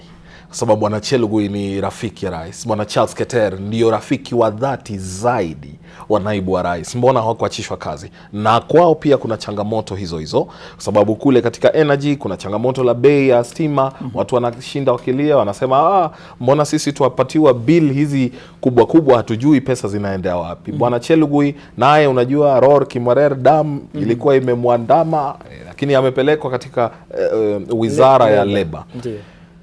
Waziri Kiunjuri, unajua heshima ni kitu kikubwa. Kama yule wa kukuteua hautakuwa na heshima kwake, basi nawe umeenda mbali sana. Mimi nilichoona, na yeye alisema kwamba ilikuwa inakuja. Unajua kile kilichomaliza mambo yote ni siku waziri Kiunjuri alienda na wale wajumbe. Yeye ni waziri, akaenda katika bunge wakiwa na press conference wale wabunge. Wale wabunge waliokuwa wanajaribu ni kana kwamba kumtusi rais. Akisema hii BBI yako haina haja. Sasa wewe ni waziri, umeteuliwa na rais. Kama una jambo, nenda katika sehemu kule mkiwa peke yenu nyinyi wawili. Mwambie mimi jambo langu ni hili. Mimi sipendelei hivi. Hili linakwenda hivi lakini mimi sitachanga ama sitafanya hivi. Kuondoka na kutembea na kuonekana ni kana kwamba unajaribu kumtusi rais, ama ni kana kwamba unajaribu unamfanyia utani, unapimana nguvu na rais, ile hali wewe umeteuliwa na yeye. Wewe hukumteua, yeye alikuteua. Unachosema ni kwamba mbali na swala zima la utendaji wa Kiunjuri, ima alifanya vizuri au alifeli, lakini pia kuna mkono wa kisiasa. lazima kuna mkono wa kisiasa na ni yeye alichagua hivyo. Sasa unapochagua njia utafuata yale utakayokumbana nayo huko ni yako. Kama utaambiwa wacha kwenda hivyo na ukaendelea hivyo. Kuna maneno ambayo Kiunjuri ameyazungumza jana Kweli. Na wengi wamebaki wakijiuliza sana haya maneno yana maana gani. Kama tunaweza tukapata labda baadhi ya kauli ambazo waziri aliyefutwa kazi Mwangi Kiunjuri alisema jana. Uteuzi ni ule ule ambao umetukwamisha nchi hii kwa miaka 7 iliyopita. Sasa sijaona kipya kilichofanyika kwa sababu nimeona mawaziri fulani wamewekwa pale kwenye vitengo ambavyo vingine ni vigumu. Kwa mfano unapata sehemu kama mahali kama ya ulinzi. Kwa maoni yangu ukiwatizama waelewi mambo ya ulinzi. Ulinzi wa nchi ni mambo But it's not that I'm lacking in many things that I can say. Remember, for any action, there will be reaction. You keep it cool, I keep it cool. For any action, there will be reaction. I once again said the president is my friend. Sawa. And therefore, when time comes, when I'm provoked, when I feel it is important to talk, to disseminate any information, I will do it. Naam. Ni wengi wanajiuliza nini hiki ambacho Kiunjuri anacho, siri kubwa kwamba bwana akisukumwa anasema ukimtapikia atakutapikia. If you keep it cool, keep cool. Ukipoesha nitapoesha, ukichemsha nitachemsha. Japo hakusema ukichemsha nitachemsha, lakini hivyo ndivyo anavyosema. Sikiza kwanza. Unajua bwana Kiunjuri ni mwanasiasa aliyebobea na anaheshimika sana kule eneo ya kati. Lakini bwana Kiunjuri lazima akumbuke kwamba tuko katika bara la Afrika. Bara la Afrika haumtishii rais. Anachokifanya ni kumtishia rais. Mimi sidhani kama hiyo ndo kuwa kiongozi. Lakini labda anajua mambo ambayo sisi hatuyajui. Hata katika utendakazi wake bwana Kiunjuri. Mimi kwa sababu ninashughulika sana na sekta hiyo ya kilimo. Na mimi niko katika bodi ya kiwanda kimoja cha sukari. Sisi tumeshinda tukimuomba bwana Kiunjuri ajaribu kutafuta suluhisho bora kwa viwanda hivi ili kwamba wale watu wote wanaotegemea viwanda hivi vyetu wapate pesa mahela, unajua kutokana na kilimo ama wale ambao wanafanya kazi kule ndani. Hivi sasa na kuongelesha viwanda vyote vya sukari ni 3 tu vinavyofanya kazi. Hivi vingine vyote viko na wafanyikazi, wako nyumbani, wana watoto wa kupeleka shuleni, hawawezi wapeleka shuleni, wanajaribu kulipa zile loan katika benki, hawawezi kuzilipa, mali yao yamechukuliwa na benki. Sasa sisi tutafanyaje? Na tulimwambia bwana waziri, jaribu kusuluhisha. Kama hangesuluhisha hiyo. Haya, sasa mambo ya chai. Watu wamepiga kelele. Nakumbuka rafiki yangu Irungu Nyakera amekwenda kule Murang'a akiwa na ongea sana kule Nyeri, Murang'a. Kaambia hivi haviwezekani, lazima tutoe hao mabwenyenye na wezi wanao tunyanyasa katika sekta ya chai. Bwana Kiunjuri alikuwa kule akiwasikiza. Kwa hiyo kimsingi hakufanya chochote. Wacha hata hivyo. Laikipia huko juzi Laikipia anakotoka bwana Kiunjuri.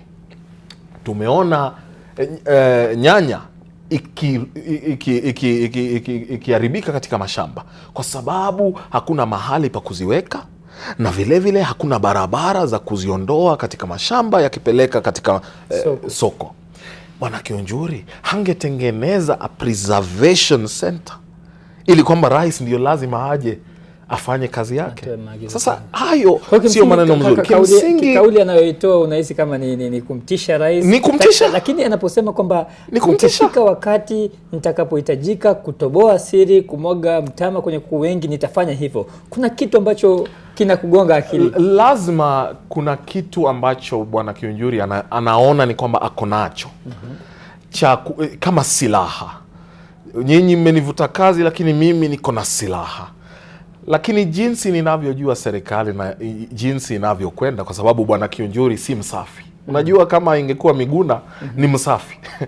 Yeye anaweza ongea, akafokea, akasema yote, lakini kwa sababu bwana Kiunjuri sio msafi. Unathibitisho gani kama si msafi? si tutakuja kuona. Patia mwezi mmoja tu utakuja kujionea. Kwa sababu kuna mambo yamesemekana. Sina thibitisho sipelekwe kotini ama nyinyi kupelekwa kotini.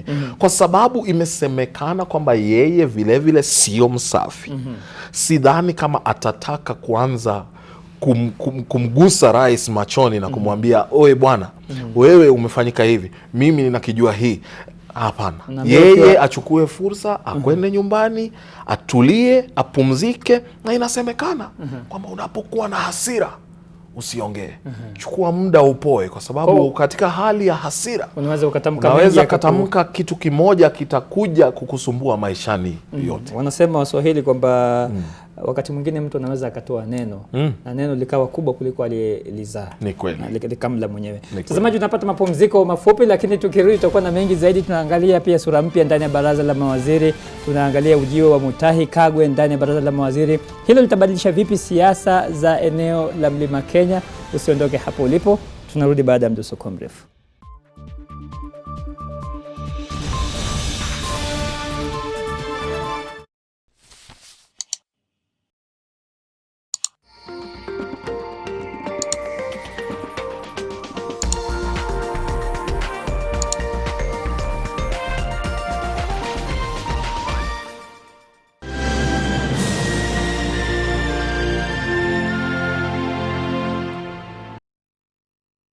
Eldoret Technical Training Institute. Registration for January, May and September 2020 intakes is ongoing. Apply now.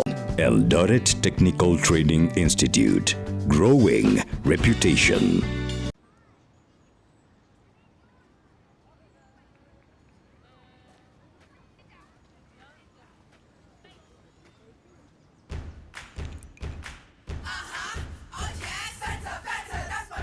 Hanging out, it's my summer, got my scarf. All I wanna do,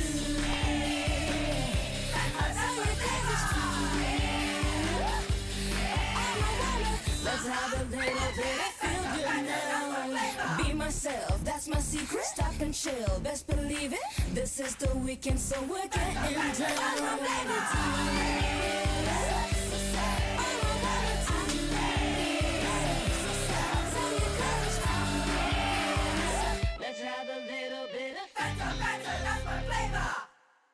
Kisha tusonge mbele, kisha tusonge mbele, kisha tusonge mbele, kisha tusonge mbele, tusonge mbele. Tusonge mbele na Fiber Mobile.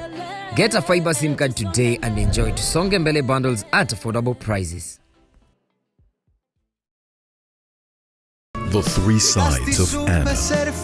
Did he tell you anything? Or what? Oh, honey, my dear, forgive me, please. He was standing before me for a few seconds. I always dreamt that my mother would come back to us someday, feeling sorry to have abandoned me. But it turned out to be the worst moment of all. This is something I would like to do with you.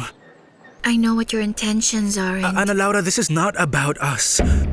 This is for the children. You can't refuse that, right? Let me remind you that your life is not the only one at risk. Marcelo Salvatierra is a threat for me too. He's that dangerous. The three sides of Anna. With Lipa na M-Pesa, you get more. Lipa na M-Pesa. Every 100 shillings spent on Lipa na M-Pesa earns you an entry into the draw. Do more with Lipa na M-Pesa. Yeah, we give thanks like we really supposed. We have to give thanks like we really supposed to be thankful. Every Thursday evening, it's Lit 360. I don't see you from. Everybody's having the time of their life. Here at Lit 360, we put the pop in pop culture. And to live up to that hype, take a look at this. See them, never come back again, no. All the pretty girl that you want, no. Sit us steak, you give you banana. Smile on, I say oh nana. With that body, shiny tangana. Leave me alone. If you can keep up with the Jones, I'd rather climb Bali, don't be coming to my zone. God's sunshine is shining. Take a step, you're the best, and you know you're gonna prosper. Whoa. Is this a Nigerian dish that we're cooking? No, well, this is not a Nigerian dish. This is an MKO's dish. I taught myself how to cook.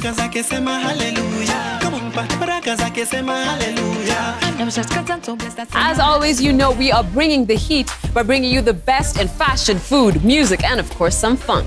This is Lit 360 and it's about to go down. Wewe ni mbaya, umenidanganya. Wewe ni mbaya, umenidanganya. Mbona ukanicheka, mbona ukanicheza. Joey's back. Yeah. Richard mshangaza. Yaani hata hana test ya wanawake. Itakuwa vigumu sana kuacha Max. Umwongea na mamako kunihusu? Siwe ni mpenzi wangu. Hivi wataka kuacha? Max ni mwanaume. Max ni ule mwanaume lakini Richard. Oh, come on, V. With Lipa na M-Pesa, you get more. Lipa na M-Pesa. Every 100 shillings spent on Lipa na M-Pesa earns you an entry into the draw. Do more with Lipa na M-Pesa. Ukifungua mwaka na hasira hivi, si mwaka mzima utakuwa na hasira. Hata mimi natafuta hiyo kifunguo, nifungue mwaka vile unataka sasa. Hata kama class 8 sikupata first grade, haimaanishi sijui kama nyama iko na vitamin. Spaghetti, mkate, mama, madazi. Umemaliza? Basi pada huko juu ukachukue goza witiwe dokafue. Mimi nifulie awiti mimi. Sasa inafaa tuongee tu vile tunza make ma junior. Ati what? Watoto. Na ngoja nini? Hayo unaoniambia wewe mimi naona yananichanganya sasa. Kwa hivyo uniamini? Mimi sijui niamini lipi na niamini nani. Sawa, ushahidi ndio hapa. Sonia yampenda Jabali kiasi yale wayaita mapenzi, ule wake ni wivu. Sasa mambo ya kumpenda Jabali na kumchukia huyu Fadhili yaingilia nao kwa pisini, mambo mawili tofauti. Hili shamba litauzwa. Nisipoliuza mimi, mtu mwingine atalinunua na huyo mtu mwingine pia atakuja kufurusha. Mbona nyinyi hamsikii maneno nikiwaambia? Hawa kinajiwe wamekwambia nini haswa kimekufanya uje unikosee mimi adabu? Mzazi asimtakia mema mwanae, si mzazi mwema. With Lipa na M-Pesa, you get more. Lipa na M-Pesa. Every 100 shillings spent on Lipa na M-Pesa earns you an entry into the draw. Do more with Lipa na M-Pesa.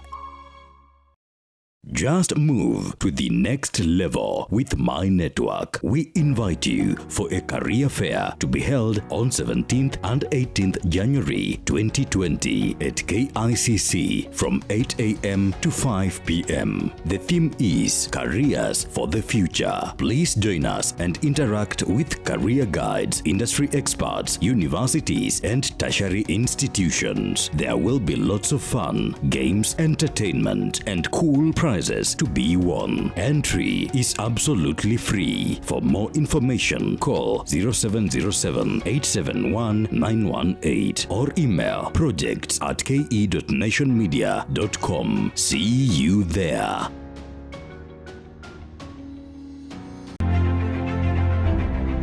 Every day, NTV News Team moves you to the center of the action. The security forces who took part in this operation. Police are not taking anything to chance. Moves you to the heart of the story to witness and record history. Rendering the declared results null and void. Telling the story of Kenya The growing importance of border in Mandera. Matatus will be on strike. and beyond. The politics in the United States capital. It is the 7th edition of the Global Education taking place in Dubai. When it comes to business, we crunch the numbers and unpack the detail with the latest information for your investment decision. It's time to say goodbye to this note and karibu to this note. In order for the manufacturing sector to be elevated from the ground. Despite the government's promise to create at least 1.3 million jobs, Moves you fast past the planes and trucks to bring you the triumphs and joys of our great men and women. Moving stories that touch our hearts. I didn't know that I could go back to school. The Back to School program has brought hope to these young mothers. NTV News. News that moves you.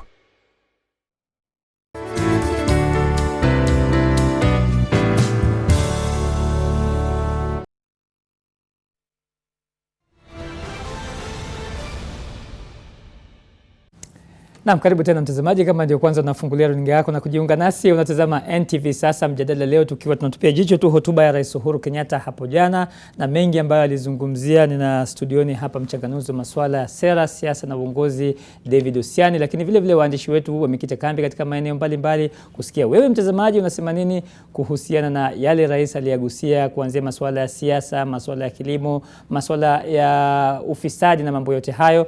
Sasa nakupeleka moja kwa moja kwake Martin Maura kutoka kaunti ya Murang'a.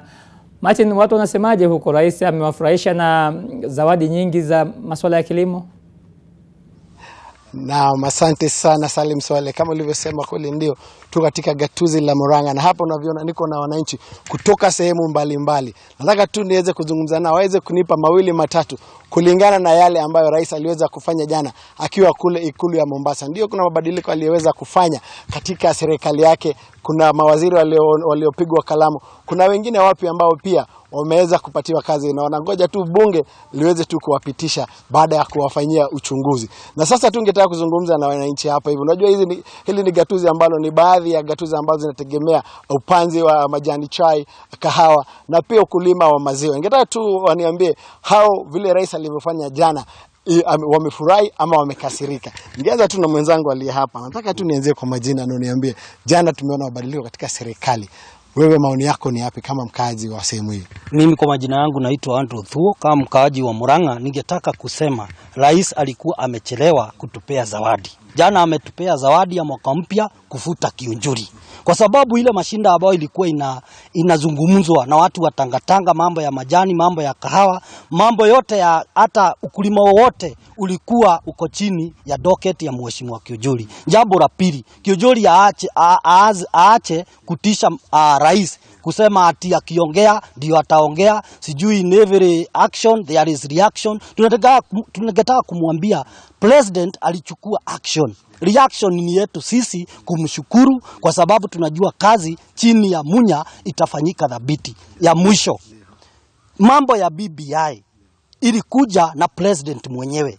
Kwa nini deputy president anaongea ubaya ama kukashifu akijua ya kwamba yeye amekuwa akizunguka akisema ati yeye ni mtu wa president wa mkono? Sisi tunataka kushukuru rais na tuseme kitu moja ya kwamba Kiunjuri sasa alisema ni relieved kwa sababu yeye alikuwa na kazi ya Tangatanga na kuregister chama juu ya 2022. Kwa hivyo hiyo kazi yenye alikuwa anafanya imepewa mtu mwingine, yeye aendelee na mambo ya Tangatanga. Handshake 1 ilikuja na Ruto na Uhuru juu ya Rift Valley. Hii handshake ya pili imekuja na Uhuru na Raila juu ya nchi mzima. Hiyo ndio tofauti na waelewe hivyo. Asante sana. Kwa dakika tu moja nataka tu uniambie hisia zako kulingana na mabadiliko ambayo aliweza kufanywa jana. Kwanza ni kumshukuru rais. Majina naitwa Mwangi Githenji kutoka hapa Murang'a. Kumshukuru rais. Yale alifanya hata sisi tulikuwa tunaona kama amechelewa. Lakini tunamshukuru kwamba finally ameact. Tunataka kumwambia Kiunjuri, tulisikiza reaction yake. Yeye anasema ati for every action sijui kutakuwa na reaction. Action ilitokea wakati ya ameshindwa na kazi. Reaction ilitokea jana alifutwa kazi. Hii maneno mengine projo mengine yote analeta sisi hatutaki kuisikia. Mambo ya BBI na mambo ya corruption juu president aliguzia. Tunataka kumwambia akanyagie hapo hapo. Sisi tuko nyuma yake, wakora wote ndani. BBI tunataka kuchallenge governors wetu juu amekuwa slow ku lead the mind of the president. Wafanye kama wale watu wengine. Tumeona Kisiri imefanyika hii weekend ni Kakamega. Tunataka governor wa Igoro atake charge ya Mount Kenya. Akuje alete BBI hapa Murang'a.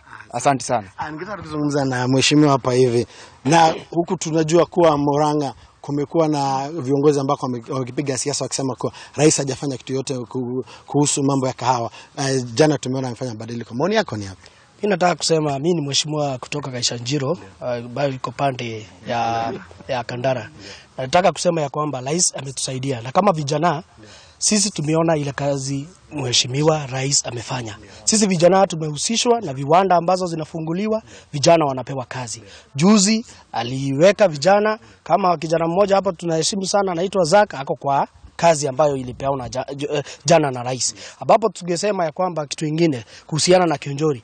Kiunjuri alikuwa amepewa kazi na aliappointiwa na rais. Na badala ya kufanya kazi ambayo alikuwa amepewa, yeye alikuwa anafanya kazi nyingine ya siasa. Sasa tunataka kusema ya kwamba Hagegojea ati rais akuje ati anamuamsha kila asubuhi ati aende akafanye kazi. Badala ya kufanya kazi yake, yeye alikuwa anatangatanga huko. Sasa tunataka kusema, asiseme ati alionewa, hapana. Ile kazi ambayo alikuwa amepewa na rais alikosa kudhihirisha. Sasa tunataka kusema ya kwamba sisi tuko nyuma ya rais na akaze kamba, tulainishe laini, tuende pamoja. Asante sana. Asante sana. Kuna mama tu hapa, nataka tu azungumze kwa niaba ya mama. Nataka tu ni maoni yako ni yapi kulingana na mabadiliko ambayo alifanya. Nianze kwa majina. Mimi naitwa Magida Njoki Maina, sharidi wa mama wa Murang'a. Tunataka kushukuru president wetu kwa vile alifanya jana. Tumeshukuru sana. Juu kama sisi wa mama wa Murang'a ndio tunakamua maziwa, sisi ndio tunachuna majani, sisi ndio tunafanya ile kazi gumu sana. Tunafanya kazi mzito lakini mshahara hakuna. Kwa hivyo wa president, ukuje tuuze BBI Murang'a, tutakufuata, na wale wengine watakusubua Murang'a, sisi tutangoa. Sisi ndio wakaaji wa Murang'a. Sisi tuko nyuma yako. Asante sana. Nimeweza tu kwa sekunde 30 tu. Kwa sekunde 30 niambie maoni yako ni yapi kulingana na mabadiliko. Kwa majina naitwa Boroboro Abdara, mimi mkaaji wa Murang'a. Namshukuru rais sana kwa vile alitupatia zawadi ya mwaka mpya. Kwanza sana kwa maziwa, nashukuru vile alitenga kiwango cha bilioni 1. Nusu bilioni itengeze viwanda viwili, nusu bilioni inunue maziwa yote iwekwe kwa unga, ndio wakati kutakuwa na kiangazi tena ndio tutairudisha kwa maziwa. Kionjoli namwambia hivi, alianzia hii siasa mwaka 97. Sasa imefika wakati wake wa kwenda nyumbani, na ajue yeye sio mwakilishi wa Mount Kenya. Laikipia iko Rift Valley, ashikane na hao watu wanaitwa takataka. Washikane huko Rift Valley, watu wachie Mlima Kenya, sisi tuko imara kama jeshi la uhuru. Asante sana. Asante. Haya tu ni baadhi ya maoni ambayo nimeweza kupata kutoka kwa wakazi wa kutoka kaunti ya Murang'a. Wanasema kuwa wamefurahishwa na jambo ambalo rais aliweza kufanya jana. Nikitaka tu kuwapeleka kwa mwenzangu Melita Oletenges aliye pande za Nyeri ili aweze pia kusikia maoni ya wananchi kutoka kaunti la Nyeri. Kwako Melita. Na barabara kabisa mwenzangu Martin Maura ukiwa Murang'a. Kutoka kaunti ya Nyeri bila shaka kumekuwa na hisia mseto kufuatia amri ya rais kwa mamlaka ya ushindani akitaka mamlaka hiyo ichunguze wakurugenzi wa KTDA ambayo ni shirika ambayo inasimamia ukuzaji wa majani chai kote nchini, akisema kuwa kunaweza kuwa na mgongano wa nia au conflict of interest ukipenda, na hivyo wananchi wamejitokeza kuzungumzia haya na mengi zaidi kama vile asilimia 16 ya ushuru ambayo itakuwa inatozwa maziwa inayotoka nje ya Jumuiya ya Afrika Mashariki kunradhi. Niruhusu nizungumze na baadhi ya wananchi hapa kupata kauli zao kuhusu haya na mengine ambayo rais aliweza kuzungumzia hapo jana. Pengine ukianza na jina lako kisha tuambie kauli yako kuhusu mabadiliko yaliyopendekezwa na rais katika sekta ya kilimo kwa ujumla ni yapi? Jina langu naitwa Junior Mwangae, mimi ni mkazi na mfanyabiashara hapa Nyeri. Kitu cha kwanza katika hotuba ya rais alipoanza nacho ilikuwa ni agriculture, sekta ya ukulima. Na jambo la mwisho alilofanya ni kumfuta kazi waziri wa ukulima. Kwa hivyo ukilinganisha na mawaziri wengine kama wa elimu, interior, inamaanisha wewe waziri hakuwa anafanya kazi ya kutosha na ndio sababu akafutwa. Pili, tukija kwa haya mambo ya ukulima. Ukiangalia kama sekta ya maziwa yalikuwa yanatoka nchi ya Uarabuni, yanakuja hapa Kenya, yanafanywa ya unga, yanafanywa na kuwa maziwa. Mfanyikazi wa Kenya, mkulima wa Kenya anaumia. Kwa hivyo vile alisema hizi KCC zote zichukue maziwa ya wafanyikazi ya wakulima na ziyafanye maziwa unga, ni jambo la muhimu sana. Kwa sababu mkulima anaweza jua kuna hata maziwa ya unga kama banki yake. Mnyama wake akifa ama akiuza, at least anajua kuna kilo 5 za maziwa unga ameziweka mahali. Alafu hili jambo la guaranteed minimum returns. Ukiangalia sekta ya majani chai, KTDA imefinyiliwa wakulima sawa. Ili ni kampuni liko na kampuni zingine 16 ambazo zina make profit. Na hii profit haingii kwa farmer. Farmer anaambiwa tu kuhusu yale majani chai yaliuzwa peke yake. Hizo pesa zingine zinaenda wapi? So alivyosema kukuwe na minimum, hivyo hata kwa sekta ya majani chai na sekta ya kahawa pia inafaa kuwa hivyo. Pili, sekta ya kahawa kama tunataka kweli kuikuza, hata kama ile task force bado hajatoa reforms, siku ile wale wakulima watatoa kahawa yao kutoka kwa cooperative societies factory zao ikiwa packed and roasted, hapo ndio tutajua kahawa inaweza fika hata shilingi 200 ama 300 kwa kilo. Hapo ndio tutajua hayo nini inaweza fanyika. Kwa hivyo hii sekta ya ukulima ni kweli inafaa iangaliwe sana. Competition Authority of Kenya iangalie KTDA, ikiwezekana kutengeneza authority nyingine juu yake, sababu hili ni shirika la kibinafsi na sasa limekuwa monopoly na linafinyiliwa wakulima. kwa kuwalipa pesa duni. Shukran sana. Bila shaka vile vile atakayeuchukua usukani sasa kutoka kwa waziri Mwangi Kiunjuri sasa ni Peter Munya. Pengine umeridhia kuteuliwa kwake na rais na vile vile unaridhia pia kuondoka kwa Mwangi Kiunjuri? Okay, kwa majina mimi naitwa Timothy Kimani, mimi ni mkaji wa hapa Nyeri. Kwanza ni kumshukuru rais kwa kuwa sisi kama watu wa Nyeri ametukumbuka kwamba hii plant moja ya maziwa itakuwa hapa Nyeri. So kwanza tumshukuru rais kwa kutukumbuka sisi kama watu wa Nyeri. Pili, mimi naona Munya kuchukua wadhifa wake Kiunjuri, mimi naona ni jambo la kushangiwa sana. Manake Munya ni mmoja wa kutoka hapa Mlima Kenya kama Kiunjuri, hakupeleka hii kiti mahali kwingine. Kisha tumuone Kiunjuri, sisi Kiunjuri vile tumemchukulia, tumemwona ni kama mtu wa kucheza tu. Manake wakati imefika ni mahindi, sakata ya mahindi. Kiunjuri alipoambiwa farmers wanalia, wakulima wanalia huku na huku, Kiunjuri ndiye alikuwa tu huko mpaka wakati rais yeye aliingilia. So Kiunjuri amekuwa akifuatwa kutoka mbali. Sisi tunajua Munya ni mtu wa kufanya kazi. Sisi tunajua Munya ni mtu wa kufanya tu vile rais yeye amesema. Pili niseme rais amefanya kitu kingine ya muhimu sana. Ametuteulia kiongozi mmoja aliyestaafu mwenye aling'olewa hapo last term Senator Kagwe. Tuseme Mutahi Kagwe, yeye anajua watu wa Nyeri vizuri. Na Mutahi Kagwe sisi tuna imani na yeye. Kama vile yeye amepewa huko, sasa hata yeye akuje sasa hapa mashinani ajue vile wananchi wanataka. So sisi tumeridhika sana. Acha Kiunjuri na yeye aende tu atulie kwanza, aangalie kazi. Manake rais kwa ajenda zake kuu 4, yeye ya kwanza ni ukulima. Na hataki mchezo na yeyote. Rais hata machezo na nani. So kwenda kucheza na kazi yake hakika utaenda. So tunashukuru na tunaambia rais akanyangia hapo na tuko nyuma yake. Asante sana. Naam, barabara kabisa. Shukran kwa kauli zenu hizo. Bila shaka umeweza kuwasikia wakazi wa kaunti ya Nyeri wakiangazia tu masuala ya kilimo, biashara, vile vile wakisema kuwa wanaridhia baadhi ya maoni ya rais hapo jana, wakisema kuwa vile vile wamefurahia kuwa waziri mpya ameteuliwa kuongoza wizara ya kilimo, na bila shaka wanatumai kuwa maoni ya rais kuhusu sekta ya kilimo hayatakuwa tu povu la soda, bali yatakuwa na manufaa kwa wananchi katika kaunti hii ya Nyeri na kote nchini. Kwako studioni. Naam, shukran sana Melita Oletengis. Bila shaka tunatumai kwamba hizo kauli na ahadi na maagizo ya rais hayatakuwa povu la soda. Kawaida nafanya alafu inatulia. Itakuwa ni mambo yatakayofanywa kazi. Sasa tunakupeleka katika kaunti ya Kisii ambapo tunakutana na mwenzangu Janet akiwa pale, naona amekaa na wadau. Janet, wanasemaje kuhusiana na hotuba ya rais? Shukran sana, niko hapa Kisii na vile tumesikia maoni kutoka sehemu zingine hapa Kisii na Nyamira pia wananchi wako na maoni kuhusu kauli ya rais ambayo alitoa hiyo jana, na sana sana hapa katika kaunti ya Kisii na Nyamira wakaaji hapa wengi wao ni wakulima, na tutaenda kuangazia swala la ukulima, na niko na ambaye ni CC wa agriculture wa ukulima hapa katika kaunti ya Kisii ambaye ataenda kutoa maoni kuhusu yale ambayo rais alizungumzia hapo jana katika sekta hiyo ya kilimo. Karibu sana. Thank you very much, Janet. My name is Esman Onsarigo, the CC in charge of agriculture, livestock, fisheries and corporate development.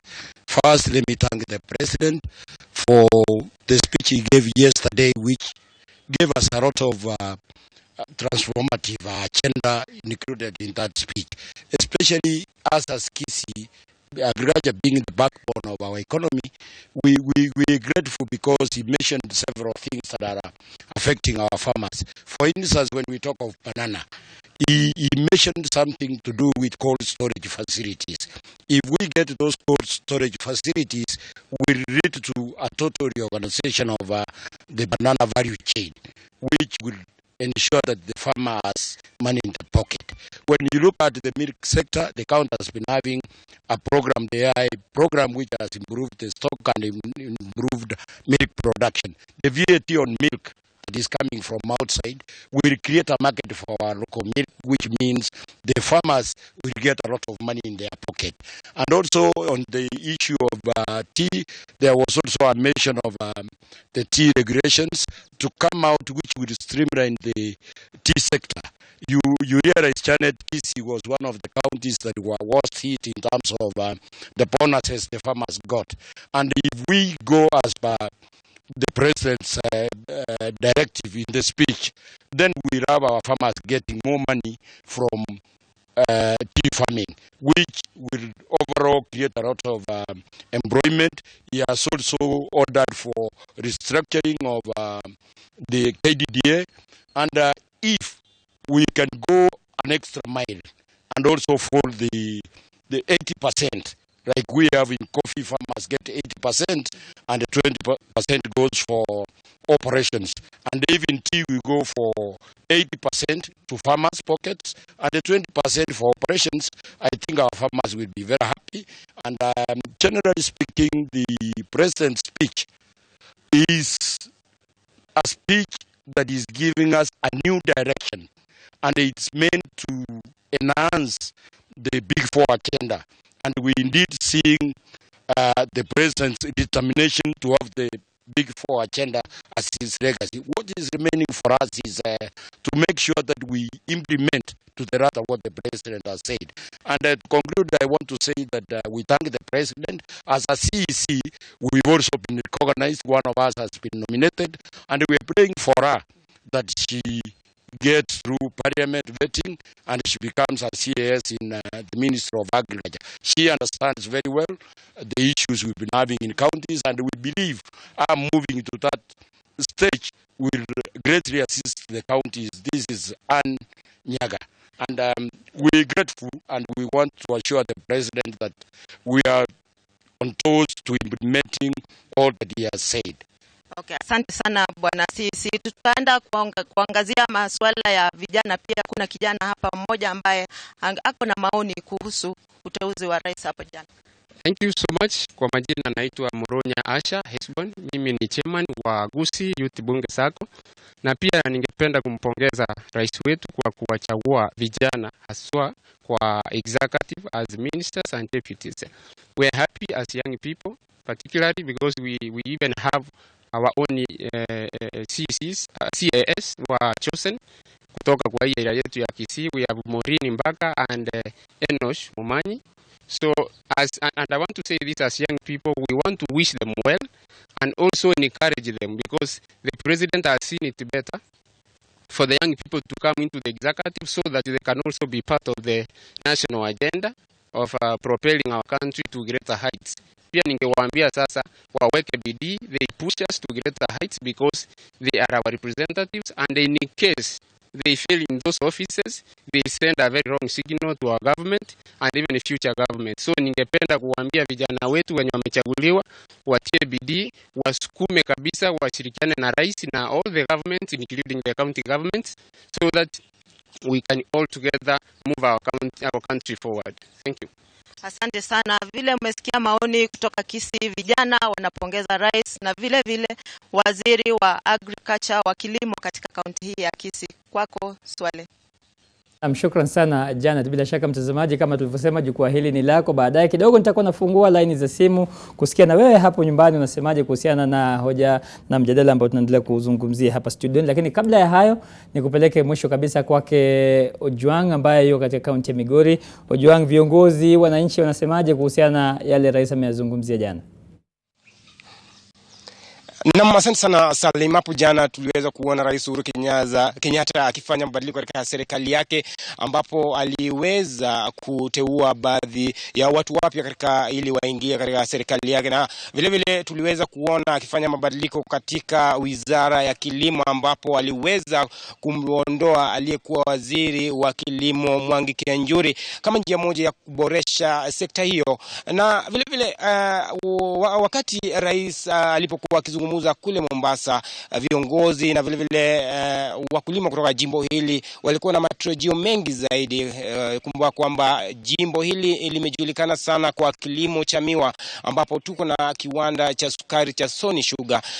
Hapo awali tuliweza kuona jimbo hili kampuni ya sukari ya Sony Sugar ikiwa na changamoto chungu mzima kama ukosefu wa hela. Na nilipo hapa niko na governor gavana wa Migori Zachary Okoth bado vile vile yeye pia ni mkulima, amekuwa akishiriki kilimo kwa miaka mingi sana. Karibu bwana gavana, songa hapa karibu bwana gavana. Hapo jana tuliweza kuona Rais Uhuru Kenyatta akifanya mabadiliko katika sekta ya kilimo, na vile vile aliweza kusema kwamba ameamua kufanya mabadiliko hayo kama njia moja ya kuboresha sekta ya kilimo. Ulikuwa unatarajia hayo? Okay, kwanza kabisa nataka kupongeza rais kwa sababu amekumbuka wakulima.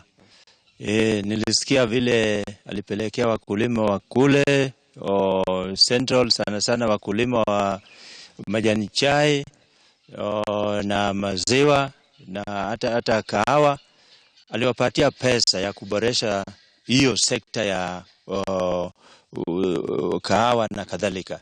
So hiyo ni jambo la muhimu sana, na ni ombi langu ikiwezekana akumbuke pia wakulima wa eneo hili la Nyanza, kwa sababu wakulima wetu wako na changamoto kubwa, na kama hapa Migori County tuko na changamoto kubwa kuhusu hii kiwanda cha Sony.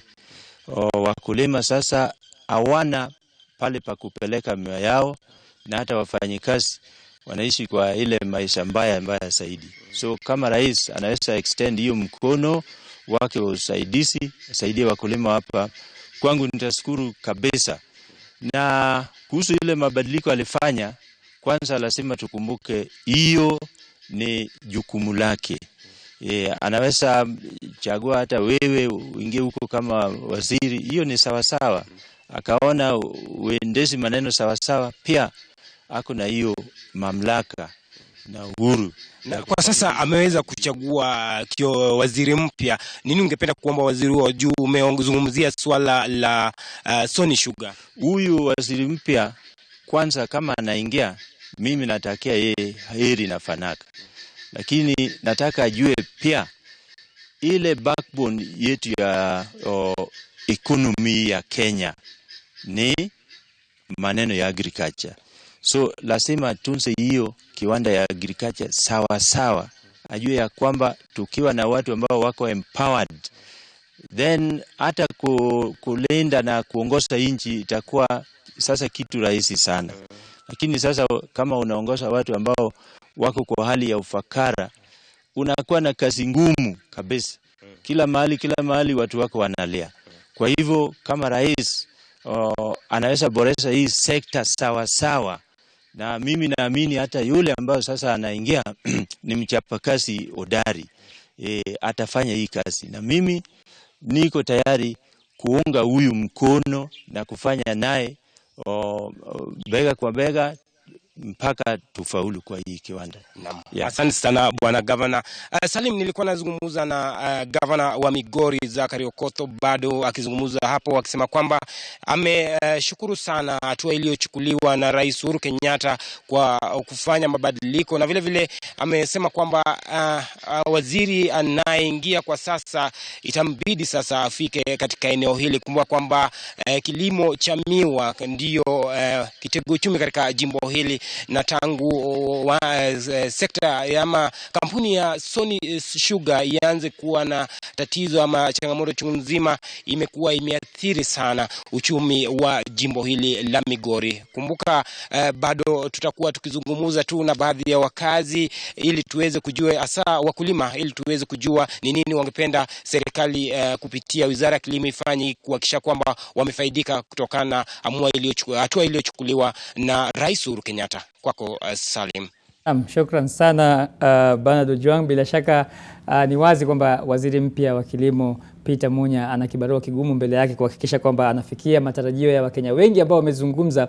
Lakini Osiani, kama ulivyosikia watu wengi wanazungumza katika maeneo mbalimbali ya Kenya, kulikuwa na hisia kwamba pengine waziri Kiunjuri ambaye sasa si waziri tena angepata huruma ya aina fulani, lakini kila mtu anasema kwamba rais alikuwa na mamlaka yake ya kikatiba kufanya hivyo, na hakuna hata mmoja anaona kama anamsikitikia. Ni kwa sababu bwana Kiunjuri hakuwa muungwana. Kumbuka jana alipoongea bwana Kiunjuri alinena vizuri, akasema shukran kwa kunipa wakati wa kutekeleza wajibu wangu kama waziri. Asante kwa kuniteua Rais Uhuru Kenyatta, tumekuwa marafiki. Aliongea vizuri, kisha akamalizia vibaya. Akasema ukipoesha nitapoesha, ukichemsha nitachemsha, ukitapika nitatapika. Sasa unajua maneno kama hayo hayaonekani vizuri, haswa wakati ambapo bwana Kiunjuri naye alikuwa na changamoto zake katika wizara wake wa kilimo. Hakutekeleza wajibu wake kwa njia inavyofaa, angalau kwa wale wanaoona kama walio katika sekta ya kilimo, wengi wakulima wengi. Umesikia gavana wangu, huyo ni gavana wangu wa nyumbani, bwana Obado, akinena na kusema kwamba sekta ya sukari lazima izingatiwe vipasavyo, ili kwamba Wakenya wote wajue rais hakuangalia upande mmoja na kuachilia upande mwingine. Lakini mimi ninavyojua siasa inavyokwenda, hata katika yale appointments haukuona watu wa handshake. Ili kwamba siasa isiije ikaingilia wakasema hapana, handshake ilikuwa tu ili watu waingie kwa mlango wa nyuma. Hakukuwa. Bwana Odoyo tu ndio alipewa Chief Administrative Secretary. Na yeye alikuwa waziri, alikuwa mbunge wa kitambo wa eneo la Nyakach, na akawa naibu wa waziri wa Foreign Affairs. Hamna chochote. Lakini watakapoendelea vivyo hivyo, watu wa kule watataka kujua. Na mimi ningemwomba rais ajaribu kuhakikisha imefanywa kwa haraka na kwa dharura, ili watu wanaokuza sukari miwa kule chini nao wasikie wamezingatiwa. Hivyo ndivyo tutakavyoinua uchumi. Lakini bwana Kiunjuri, pole kwake, na itakuwa muda mrefu mchungu kwake kwa kuchukua chaguo hilo na kutamka yale alitapika, hata kwa hakuyatamka. Alitapika maneno, humtapikii rais maneno. Tuje katika Mutahi Kagwe. Mutahi Kagwe ameingia na kubadilisha mahesabu ya kisiasa katika eneo la kati mwa Kenya. Kwa nini Mutahi Kagwe? Sasa Mutahi Kagwe sote tunajua ni mwanasiasa aliyebobea. Sio wajana, sio wajuzi, sio mtoto. Na unajua kule Nyeri wamekuwa wakisema waliachwa mayatima. Japo ninajua bwana Musheru anatoka eneo hilo. Kule Nyeri wamesema tangu afutwe kazi alikuwa anaitwa nani, yule engineer Kamau. Ndio. Kulikuwa na revolution kule. Akasema mbona vitu vyote vizuri vinaenda tu Kiambu? Ni kwa sababu rais anatoka kule Gatundo. Mbona sisi hatuna chochote? Wamepewa bwana Mutahi Kagwe kwa sababu ni mwana siasa hodari ambaye amekuwa katika wadhifa huo hapo awali, sio kama waziri wa afya, lakini amekuwa na wizara zingine hapo awali katika serikali ya bwana Kibaki. Na ni kwa sababu vile vile najua rais angependelea kuhakikisha kwamba Central Kenya yote inamsikiza akitumia hao watu wake. Kumbuka kule Nyeri, unajua ni mtu mmoja tu amekuwa ni kama anaongea maneno ya kisiasa kule, Mwanangunjiri wa Mbogo. Sasa wengine wamekuwa wakimkujia na fitina na kumtandika na siasa, lakini yeye pia amesimama kidete akijaribu kumsimamia rais. Kwa hivyo ilikuwa ni muhimu rais awe na mtu ambaye anaongea lugha yake. Gavana wa Nyeri ilikuwa ni kama wakati mwingine ako hot and cold. Wakati mwingine anataka kukua na rais, wakati mwingine anataka kuachana na yeye, wakati mwingine anacheza mchezo wa paka na panya. Lakini haswa ukumbuke kwamba rais amehakikisha amewateua wale watakaosimamia Big Four agenda wapya. Industrialization itakaoshughulikia maneno ya viwanda ama manufacturing amempatia bwana Betty Maina. Madam Betty Maina ndio. Madam Betty Maina. Ndio. Agriculture sasa amempatia bwana Munya.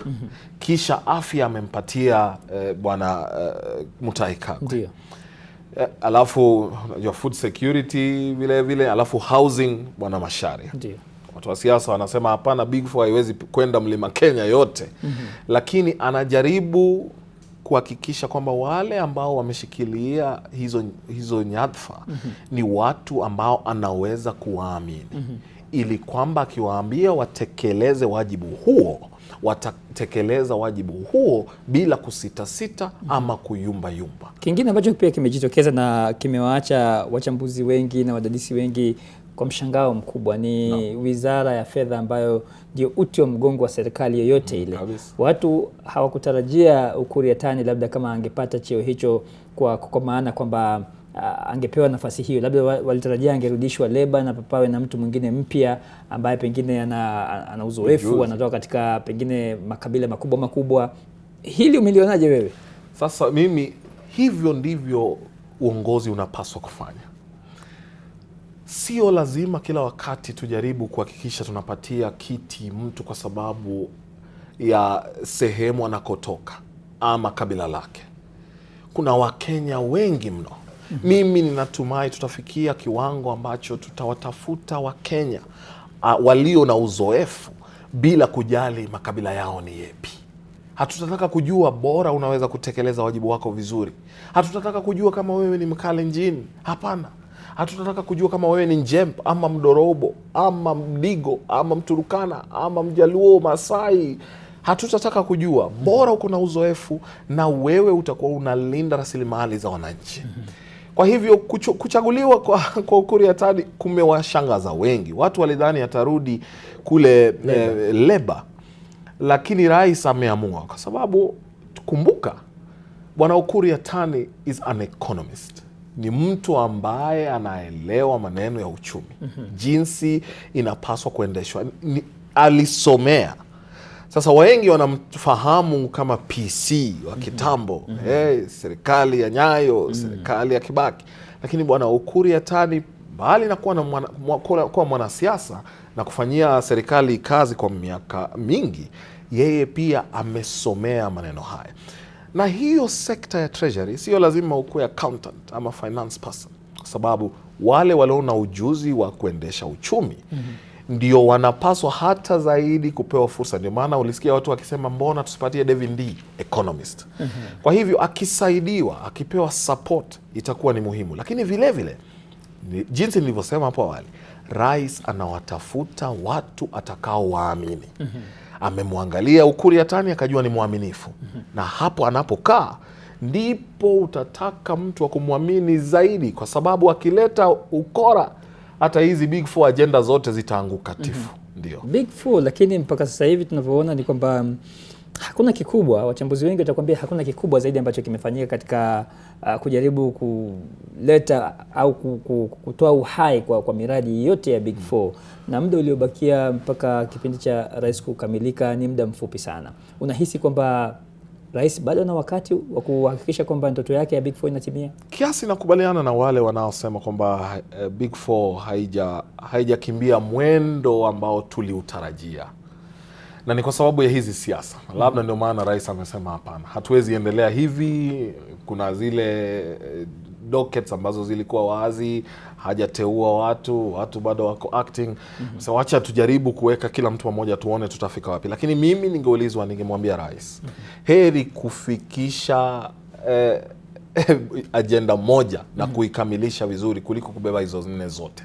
Najua housing inaendelea, nyumba zimejengwa, na mimi kuna zingine zimejengwa Tangara, mambo yanaendelea, lakini sio kwa ule mwendo tulioutarajia. Mimi juzi rais amesema kwamba wana rollout UHC, Universal Health Cover. Ili kwamba iende kote. Universal Health Cover, unajua lazima tuambie wanaotusikiza kwamba ni different, tofauti na NHIF. Kwani NHIF ni ile unalipia, lakini Universal Health Cover ni itakahakikisha kwamba unaweza kutibiwa kwa bei nafuu zaidi. Serikali italipia kiasi kikubwa cha gharama cha kwenda hospitali. Lakini NHIF unaweza kuwa uko covered UHC, lakini kama huko NHIF ni mambo mawili tofauti.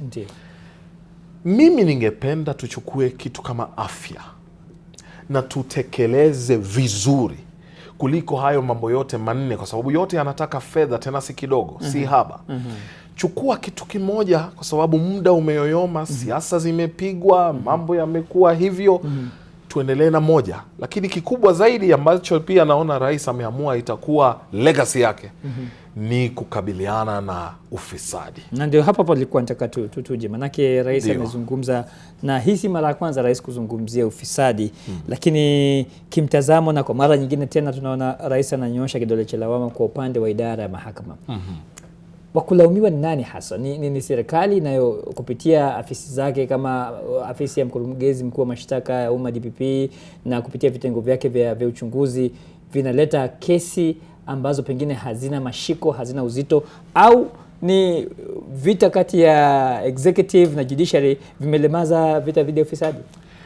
Tutawalaumu kila mtu kwa njia yao tofauti. Tuanzie DCI. Aliposema juu ya Akasha Brothers. Kumbuka hapo nyuma tulikuwa na DCI na DPP tofauti ambao labda hawakutekeleza kazi zao jinsi inavyofaa. Kwa hivyo huenda ikawa kwamba kulipatikana mianya katika hizo kesi. Lakini kama DCI Kinoti, Bwana Kinoti ambaye amefanya kazi yake vizuri mno. Mimi nampenda Bwana Kinoti na Bwana Haji kwa sababu walikuja na wakajaribu kugeuza maneno yanavyofanywa. Lakini hatuwezi jua kama hapo chini yao kila mtu alishika laini ya kufanya kazi. Utapata bado kutakuwa na wale wafisadi. Sasa utafanya kuenda investigation. Mtu amesemekana ameuawa. Nini kilichomuua? Alifiatuliwa risasi. Haya, risasi imeletwa katika mahakama, lakini bunduki haiambatanishi na risasi. Unajua hiyo kesi itaanguka tifu, hata kama ulikuwa ni kivipi. Kwa hivyo bado kutakuwa na kazi ya kufanywa hapo. Lakini vile vile mahakama watalaumiwa kivyao. Ni mahakama hii ilituambia kwamba juzi kuna gavana alichaguliwa katika kura, hakukuwa na karatasi zinazofaa, cheti zinazofaa, hakukuwa na degree, hakuwa amefikia chuo kikuu. Na kwa hivyo hangepaswa kuwa gavana. Lakini judiciary kaja kutuambia kwamba huyo gavana japo hana makaratasi anatekeleza wajibu wake kwa njia inayoonekana ni kana kwamba anajua anachokifanya. Sasa mahakama vile vile ina shida zake. Lakini mimi singependa rais aendelee. Huu mvutano kati yao na kati ya executive na judiciary si nzuri. Wapoeshe maneno. Wapoeshe maneno. Waketi na Bwana Maraga, wasemezane. Wakubaliane kwamba kuna kazi rais atafanya. Kuna kazi bunge itafanya kama kazi ya kupatia judiciary hela zinazotosha. Kwa sababu kama judiciary ni kubwa kiasi hicho, ile hali wanapewa pesa karibu nusu ya hela inazopatiwa bunge, na bunge iko na watu karibu 500 tu ndio wameajiriwa, basi si haki. Kwa hivyo lawama itakwenda kwa kila mtu. Judiciary ama mahakama italaumiwa kuna ufisadi mle. Lakini sio kwamba kusema ufisadi uliisha katika hizi afisi zingine na kwamba rais yeye pia atalaumiwa kwa sababu hajapeana majaji 41. Sasa Court of Appeal, koti ya rufaa kule Kisumu imefungwa, Nyeri imefungwa, Mombasa imefungwa. Nani anaumia? Mwananchi wa kawaida, kwa sababu ni yule kutoka Mombasa itabidi ya kuja hadi Nairobi kutafuta haki, kusikizwa kesi, afike Nairobi, alafu lawyer wa yule mwingine hakufika, waambiwe kesho atafute pesa ya kulala, tena arudi siku nyingine. Na kizungu inasema justice delayed is justice denied. Kwa hivyo mimi ningependa judiciary wako na kazi ya kufanya, mahakama iko na kazi yake ya kufanya. Kule kuna shida, lakini kuna matumaini kwamba huenda tukapiga hatua ya kiwango fulani katika vita dhidi ya ufisadi kama taifa. Unajua hakuna rais tangu mimi nianze kupiga kura ambaye ameamua kukabiliana na ufisadi kwa njia ambayo Rais Uhuru Kenyatta amefanya. Wengine wamekuwa wakisema lakini hawafanyi. Watu watasema ni mrengo moja imekuwa ikishikwa, mrengo mwingine umeachiliwa, na kila siku na wapa changamoto. Nasema kama unatambua kuwa kuna mwizi ama yule ambaye ameiba pesa za serikali za umma lakini hajafikiwa kwa sababu ako kwa mrengo tuseme nikieleweke, wewe tuambie, njoo hapa useme mimi nina evidence hapa, nina dhibitisho kwamba huyu ni mwizi, huyu amefuja pesa za serikali lakini hashikwi kwa sababu ako mrengo huu. Lakini mbali na hayo tukubaliane kwamba ufisadi unachukua hela ambazo zingewasaidia watu wa kawaida, pesa ambazo zingenunua madawa, ziko kwa mifuko ya watu. Zinafuja. Pesa ambazo zingejenga barabara ili zitoe mazao shambani zilete sokoni, zimefujwa, ziko mfukoni mwa watu. Na labda tu mwisho manake naona muda wetu tena umesonga sana. Na hili ni swali la kichokozi. Rais alisema kwamba haoni kama BBI imevuruga chochote katika serikali yake, haoni kama kuna mgawanyiko ndani ya serikali yake. Unamwamini? Namwamini sehemu ya kwanza. BBI haijavuruga chochote. BBI jinsi nilivyoisoma mimi ni document ambayo inatafuta suluhu kwa Wakenya kwa njia nyingi. Siasa zetu. Lakini kuna wale ambao wameiangalia kama chombo cha kisiasa, kwamba itatumika kisiasa ili watu waanze kujialign, kujitayarisha kwa 2022. Natumai haitakuwa hivyo. Ili sote tukusanyike na tuseme, je, kuna yale ambayo tunataka kuyarekebisha katika katiba yetu ama katika jinsi tunavyoendesha maneno yetu kama nchi. Kwa unakubaliana na rais kwamba hakuna mgawanyiko ndani ya serikali yake? Iko mgawanyiko. Nini chanzo? Chanzo ni siasa za 2022. Hataki watu wapige siasa, wengine wanataka kupiga siasa. Na ni kwa sababu jinsi wanavyoangalia BBI.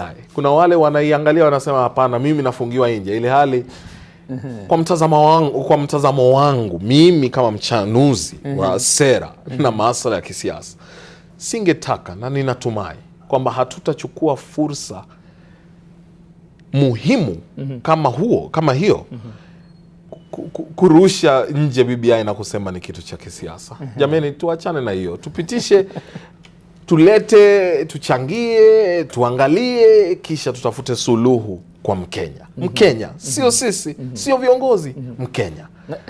Nadhani tutakuja kuangalia zaidi siku nyingine swala zima la BBI, na kama kweli BBI ina aina yoyote ya mbawa zinazojaribu kuwabeba baadhi ya watu na kuwashusha baadhi ya watu. Huu ni mjadala wa siku nyingine. Ningependa kurudi katika mjadala huo. Asante sana mpenzi mtazamaji, na hadi kufikia hapo hatuna kilichozidi wala kilichopungua kutoka kwenye meza ya NTV Sasa. Kwa niaba ya wale wote walioshiriki kufanikisha makala leo, akiwemo mwenzangu Daniel Mule, mimi ni Salim Swali. Usiondoke hapo ulipo. NTV Atuani tutakwenda kujia baada ya muda usiokuwa mrefu. Tutakuwa na mengi zaidi. Kwa sasa mimi nakutakia dhuhuri njema. Kwaheri.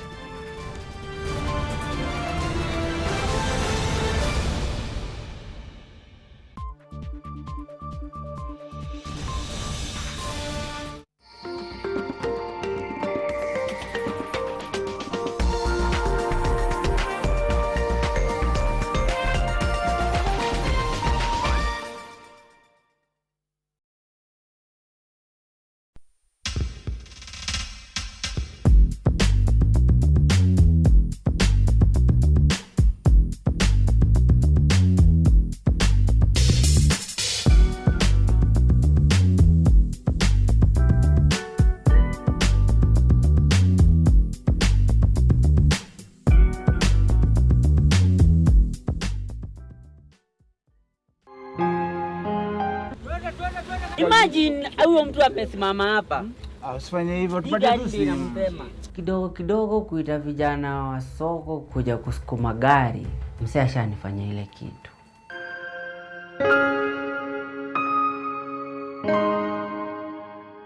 Angalia Shosh, angalia. Umeona? Angalia. Ko ama tu nyaze esia hii. Isamo. Wewe mesia soko. Mese ukukwata uangwata. With Lipa na M-Pesa, you get more. Lipa na M-Pesa. Every 100 shillings spent on Lipa na M-Pesa earns you an entry into the draw. Do more with Lipa na M-Pesa.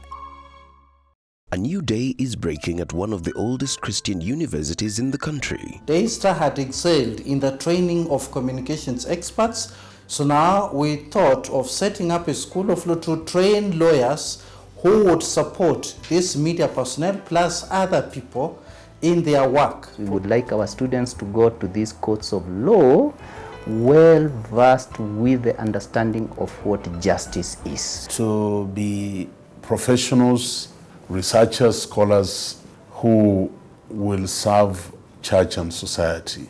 Welcome to the Daystar School of Law. Shine on like the stars and the sun, for your day has broken.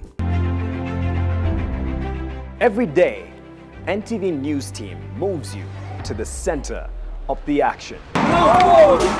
The security forces who took part in this operation, Police are not taking anything to chance. Moves you to the heart of the story to witness and record history. Rendering the declared results null and void. Telling the story of Kenya. The growing importance of border in Mandera. Matatus will be on strike. And beyond. The politics in the United States capital. It is the 7th edition of the Global Education taking place in Dubai. When it comes to business, we crunch the numbers and unpack the detail with the latest information for your investment decision. It's time to say goodbye to this note and karibu to this note. In order for the manufacturing sector to be elevated from the ground. Despite the government's promise to create at least 1.3 million jobs, moves you fast past the planes and trucks to bring you the triumphs and joys of our great men and women. Moving stories that touch our hearts. I didn't know that I could go back to school. The back to school program has brought hope to these young mothers. NTV News. News that moves you. Looking to enjoy sumptuous meals and drinks at affordable rates? Welcome to Nasco's. Our diverse menu gives you a variety to choose from. Visit us at Veteran House 4th floor, Moi Avenue, or along Mombasa Road at the Nation Printing Press Center. We offer outside catering service and do home and office deliveries. For inquiries or to place an order, call 0700-613-902 or email info@nascos.co.ke. Nation Staff Consumer Society Limited. Enjoy our hospitality. Ukifungua mwaka na hasira hivi, si mwaka mzima utakuwa na hasira. Hata mimi natafuta hiyo kifunguo, nifungue mwaka vile unataka sasa. Hata kama class 8 sikupata first grade, haimaanishi sijui kama nyama iko na vitamin. Spaghetti, mkate, mama, madazi. Umemaliza? Basi pada huko juu ukachukue goza witiwe dokafue. Mimi nifulie au hivi mimi? Sasa inafaa tuongee tu vile tunza make ma junior. Ati what? Watoto. Na ngoja nini? Hayo unaoniambia wewe mimi naona yananichanganya sasa. Kwa hivyo uniamini? Mimi sijui niamini lipi na niamini nani. Sawa, ushahidi ndio hapa. Sonia yampenda Jabali kiasi. Yale wayaita mapenzi, ule wake ni wivu. Sasa mambo ya kumpenda Jabali na kumchukia huyu Fadhili yaingilia nao kwa pisini, mambo mawili tofauti. Hili shamba litauzwa. Nisipoliuza mimi, mtu mwingine atalinunua na huyo mtu mwingine pia atakuja tufurusha. Mbona nyinyi hamsikii maneno nikiwaambia? Hawa kinajiwe wamekwambia nini haswa kimekufanya uje unikosee mimi adabu hapa? Mzazi asimtakia mema mwanae si mzazi mwema. With Lipa na M-Pesa, you get more. Lipa na M-Pesa. Every 100 shillings spent on Lipa na M-Pesa earns you an entry into the draw. Do more with Lipa na M-Pesa. Sonadol Extra imetengenezwa kwa njia spesheli kupambana haraka na maumivu ya kichwa, mwili na hata meno. Sonadol Extra, hakika maumivu yakizidi, pata ushauri wa daktari. Look at this. And this. So this. Why is this so? The culture of good driving and road safety starts with attending the right driving school and receiving the right driving instructions. Now you know. AA Kenya. Register today for your driving classes. Dial *650#. For 100 years now, AA has walked with you throughout the journey. Automobile Association of Kenya. You never drive alone. Kisha tusonge mbele, kisha tusonge mbele. Kisha tusonge mbele, kisha tusonge mbele. Tusonge mbele. Tusonge mbele na Fiber Mobile. Get a Fiber SIM card today and enjoy Tusonge mbele bundles at affordable prices.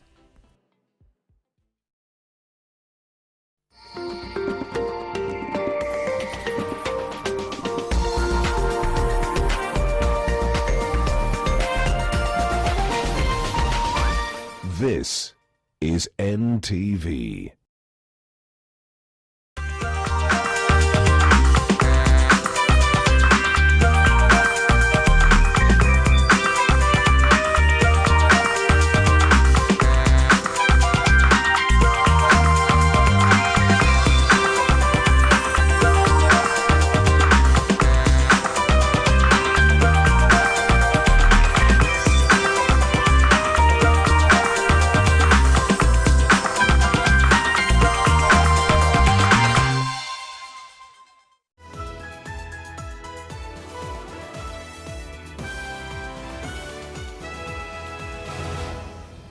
All right, it is the 15th day of January 2020. Thank you so much for joining us. My name is Zainab Ismail. You're watching NTV at 1. Now, the Cabinet Secretary for Interior and Coordination of National Government, Fred Matiang'i, has vowed to renew efforts in the fight against terrorism and drug trafficking. Matiang'i, who was addressing a high-level security forum in Mombasa County, urged security officers to be firm in dealing with criminal elements. Kevin Mutai was in that forum and now joins us live. Kevin, a very good afternoon to you.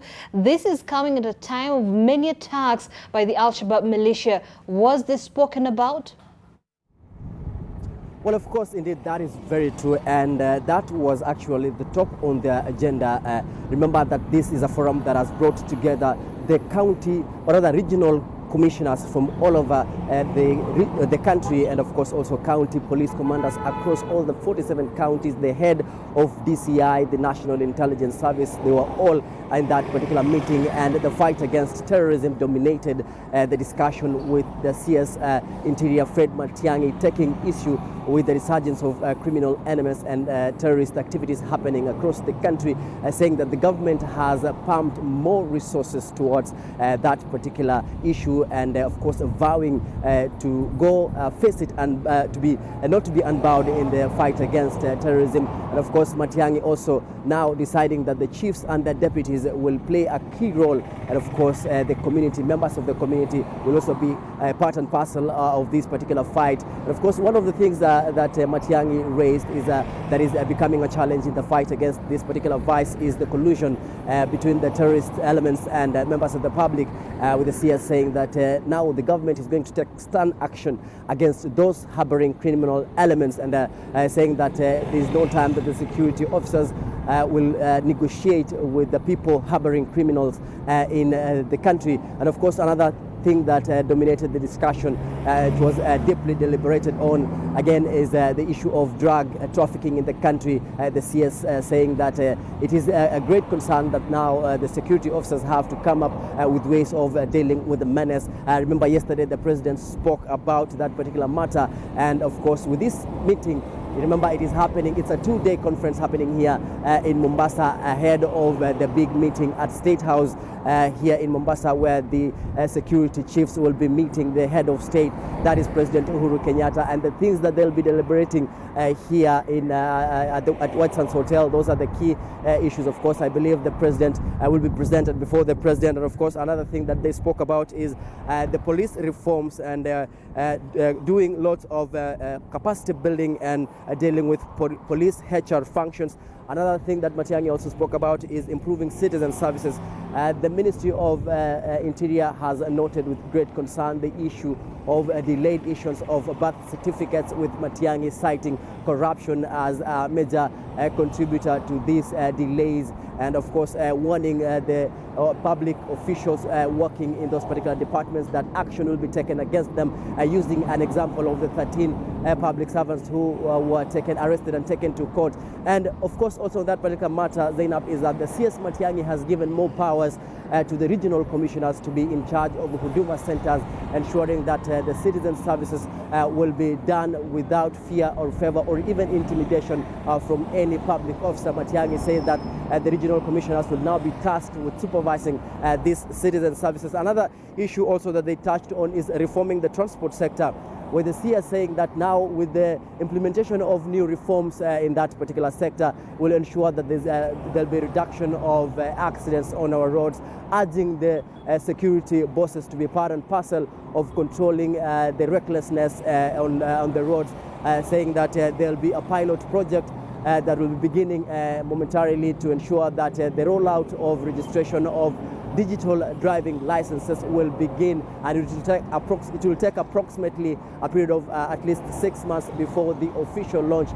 This of course urging members of the public not to be intimidated by any public official or any public servant while conducting this process, saying that what they'll only be required to do is submit their old driving licenses and of course have their details submitted to the relevant authorities for the registration of the new licenses, that is the digital driving licenses. And also another thing also, Zainab, is the issue of illegal firearms that the CS say that these firearms are still in the hands of the unscrupulous people, with of course saying that the licenses of firearm dealers still remain suspended until a report is brought before the ministry and before again serious vetting conducted before the issuance of these people who really need the firearm licenses. Now, that's just a recap of some of the things that the CS said, and of course the PS Kibichu was also Karanja Kibicho, that is the PS State Department of Interior Ministry,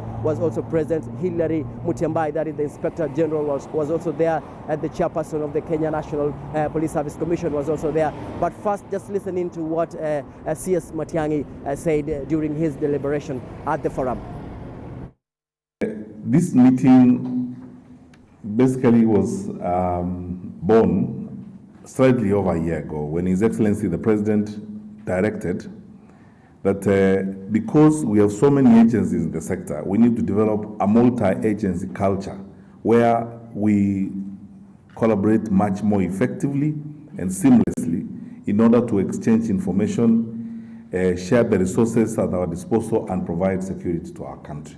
I'm going to ask my colleagues from the headquarters that we will split into 2 or 3 teams, and we will visit every one of our 47 counties a minimum of twice in the course of the year, and work with the teams at the county level so that we deal with some of the challenges and some of the problems that we have to face. Because unless and until we go to the field and work with our colleagues in the field, we may never know some of the challenges that our colleagues face in the field and try to resolve them as it were. All right, there you have it, Cabinet Secretary Fred Matiang'i, and of course we'll be getting a comprehensive report later on by Kevin Mutai. Now, 22 students have been arrested after trying to disrupt an event organized by Kandara Member of Parliament Alice Wahome to issue checks to Form 1 students in the area. Local leaders and some supporters had threatened to disrupt the exercise for what they termed as being disrespectful to the president. Martin Mora now joins us live from Murang'a County with an update. Martin, what exactly happened?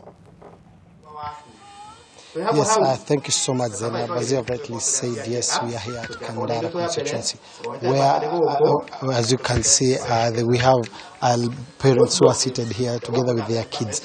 Now, as you have rightly said, yes, there was a skirmish that could have occurred a few hours ago after the area MP, who is said to be Alice Wahome, arrived. Now it is said that a group of students who are said to be of various tribes from Nairobi are said to have been ferried by various leaders just to come here and disrupt the event. It is said that last week there was a warning that was sent to the area MP that if he attempts to have any event and by any way mention the name of the president in bad light, any event that will be hosting in this area will be disrupted.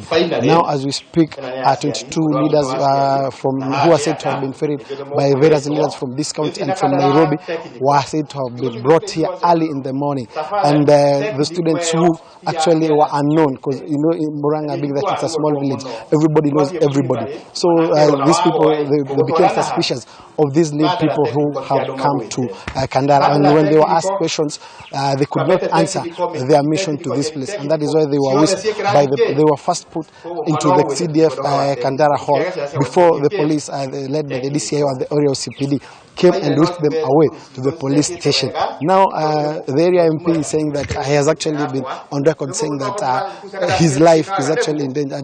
Some are saying that there are also plans to withdraw his security as a form of intimidation. He's saying that she's going to be intimidated despite what is going on. We had agreed that she was going to give us a link and now, but she says she'll address the matter later after the event is over. We have the clips of as the students were being arrested, and as they were shouting, there was a shouting odd match between the police and the supporters of Alice before the police intervened and whisked them to the police station. We're here, but we'll keep on tabs and we'll give you more details in our subsequent bulletin as the matter unfolds. Back to you. All right, thank you so much, Martin Mora from Murang'a County, and of course we'll be awaiting for that comprehensive report later on. Now, barely a day after President Uhuru Kenyatta sacked Mwangi Kiunjuri as the Agriculture Cabinet Secretary, residents of Laikipia County have taken to the streets to celebrate the move. The residents say that Kiunjuri did nothing to improve the economy of Laikipia East for the past 15 years that he was their Member of Parliament. They've also added that the agriculture sector deteriorated under his leadership. They, however, applauded the Ministry of Health's new appointee Mutahi Kagwe and hope that he will improve the health sector. They're now calling on the president to fire all CSs who are more focused on politics instead of doing their job. Kuna wale wanadhani ya kwamba tunaomboleza, lakini leo ni siku ya raha bila karaha. Kisa na maana, tangu tuzaliwe Laikipia tumeona maendeleo ni finyu.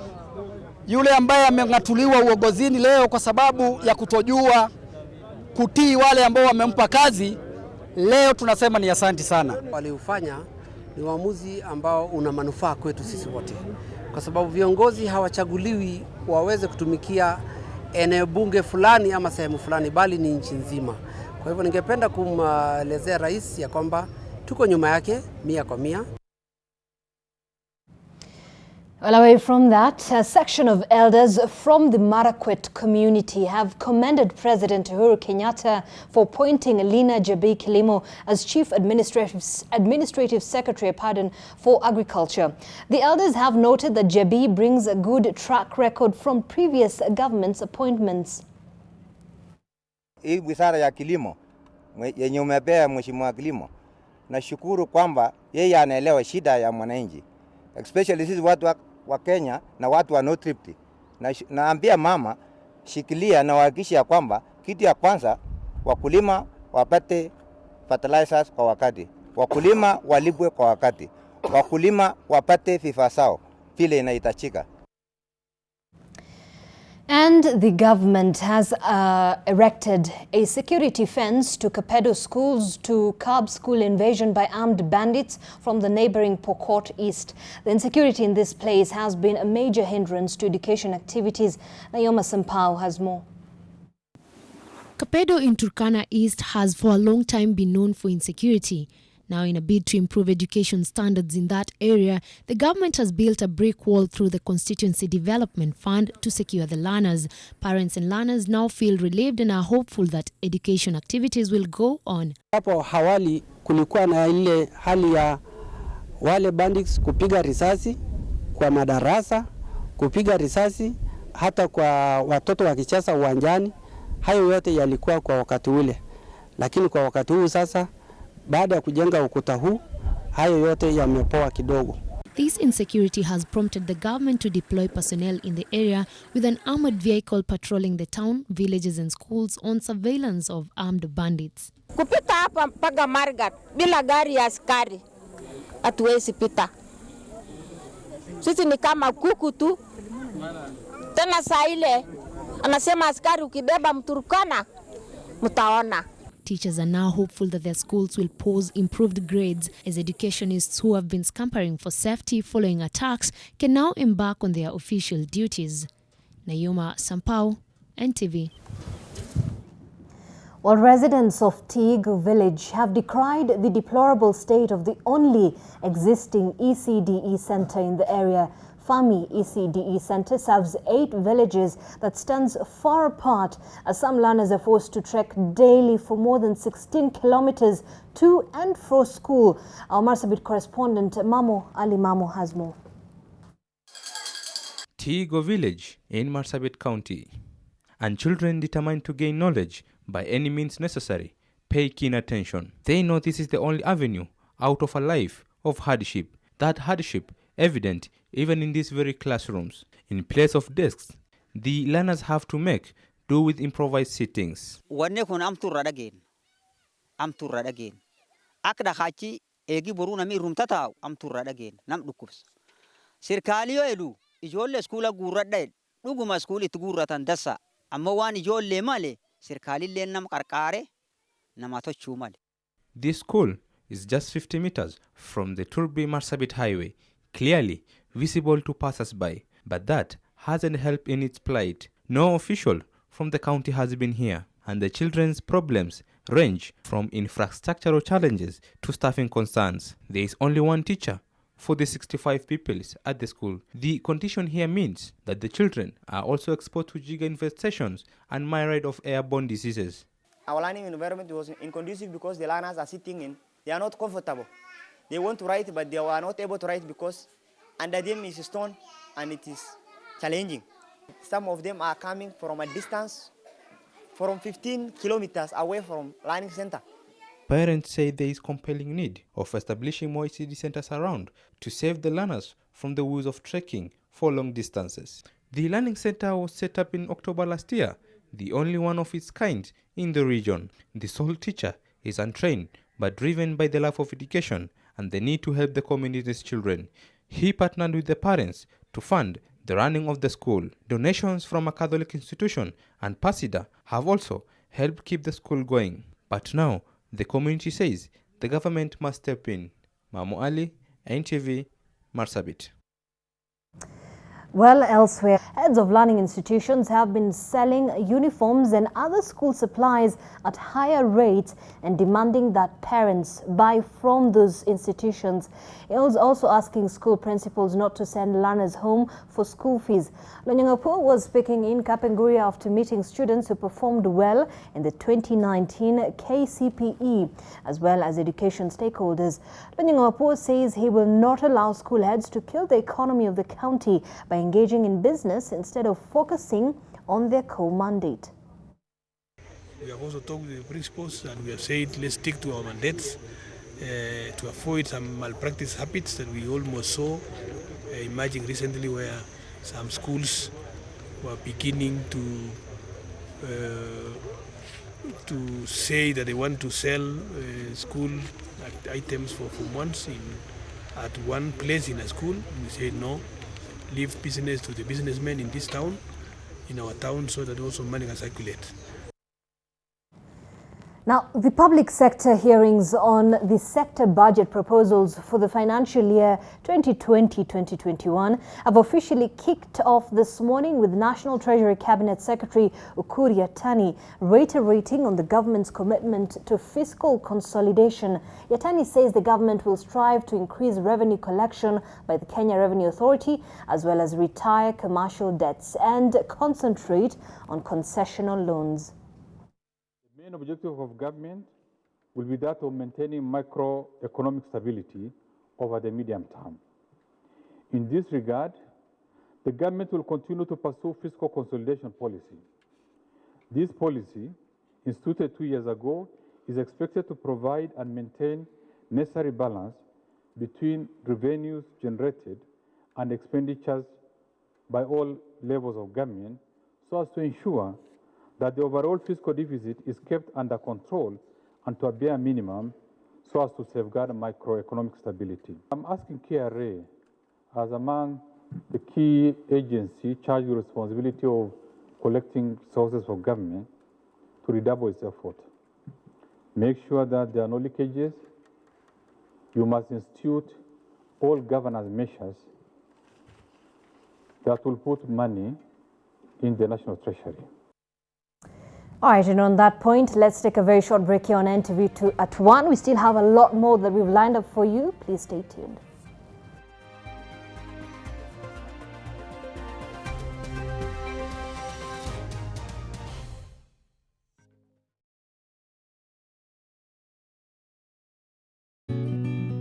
I help women find independence by training them in fish farming. It's tough on my back, joints, and can cause headaches. Panadol Extra relieves multiple types of pain. Panadol Extra, now with new Optizorb technology, to fight multiple tough pains, with 3 times more pain-relieving medicine in the first 30 minutes when you need it most. Seeing them support themselves makes any pain worth it. If symptoms persist, seek medical advice. It feels good, Coca-Cola and food, Monday to Sunday. We are chasing taste. Let's just grab a bite, the excuse to drink Coca-Cola every single day.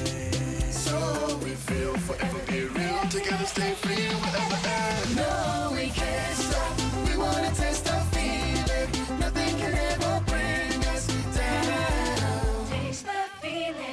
The three sides of Anna. Did he tell you anything? Or what? Oh, honey, my dear, forgive me, please. He was standing before me for a few seconds. I always dreamt that my mother would come back to us someday, feeling sorry to have abandoned me. But it turned out to be the worst moment of all. This is something I would like to do with you. I know what your intentions are. Ana Laura, this is not about us. This is for the children. You can't refuse that, right? Let me remind you that your life is not the only one at risk. Marcelo Salvatierra is a threat for me too. He's that dangerous. The three sides of Anna. With Lipa na M-Pesa, you get more. Every 100 shillings spent on Lipa na M-Pesa earns you an entry into the draw. Do more with Lipa na M-Pesa.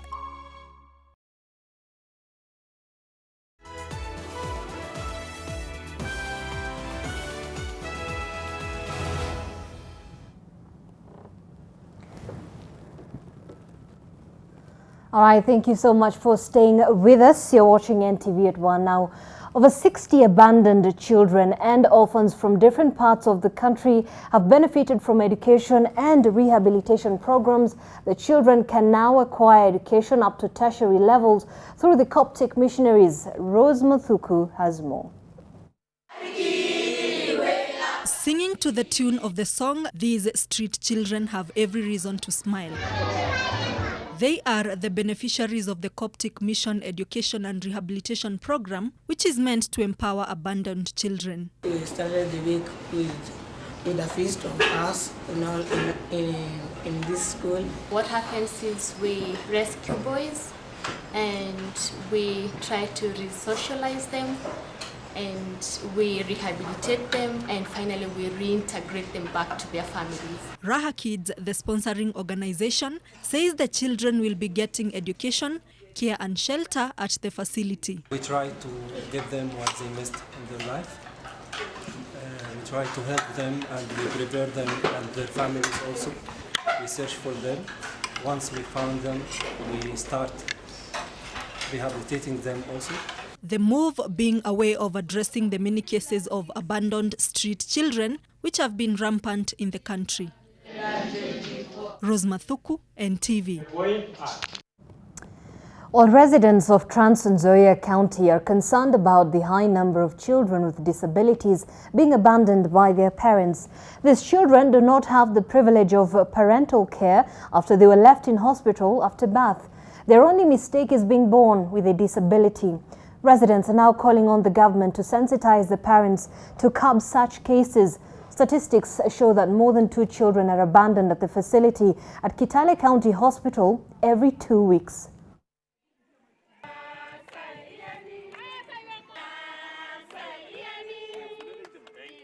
Teenage girl or a poor mother gives birth to a child with disability, it is very likely for them to give up and to abandon such children.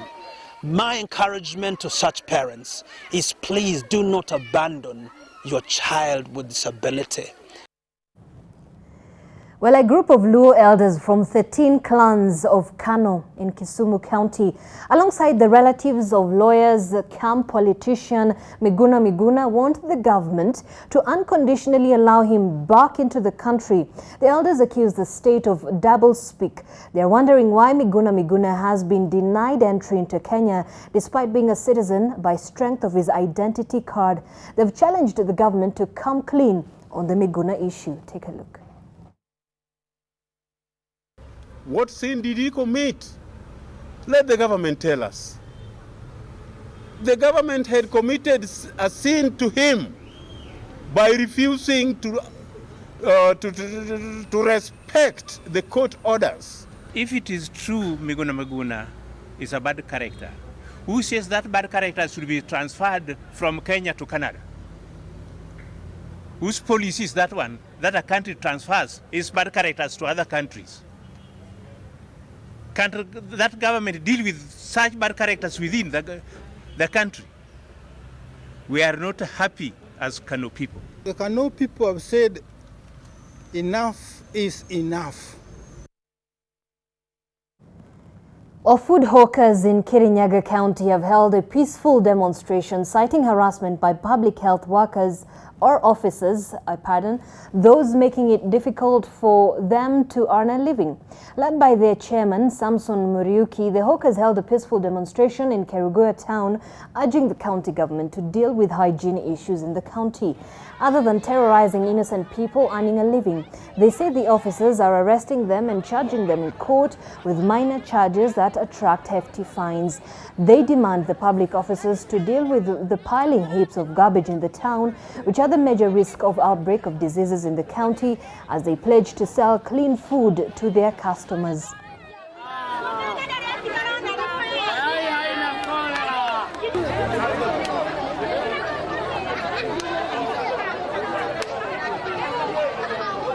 Mtu ameshikwa na getheri, unasikia tena ameambiwa alikuwa amefungua hoteli, watu wengine mambo inakuwa mzozo, tunakuwa kila wakati ni mambo kuwekelewa.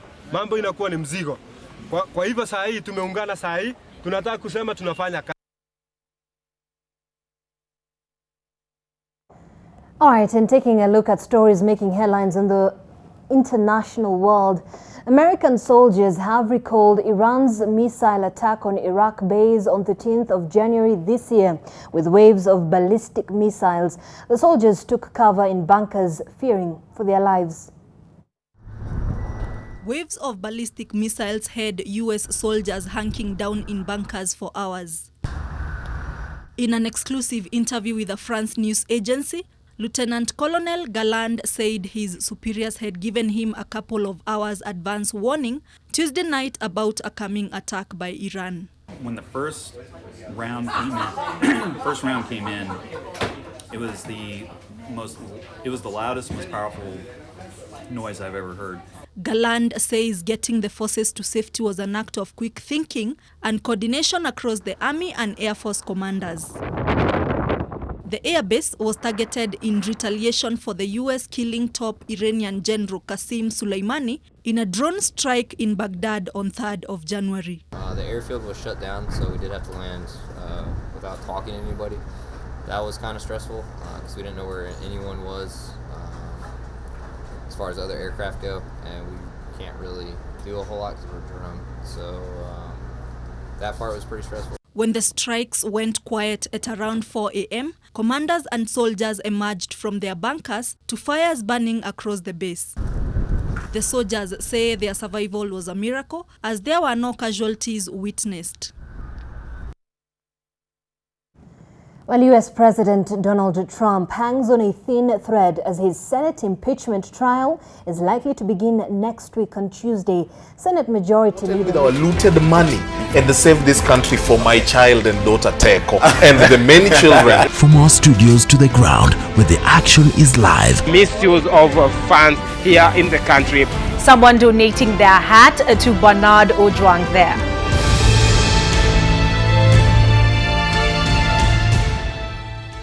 Welcome to NTV Today.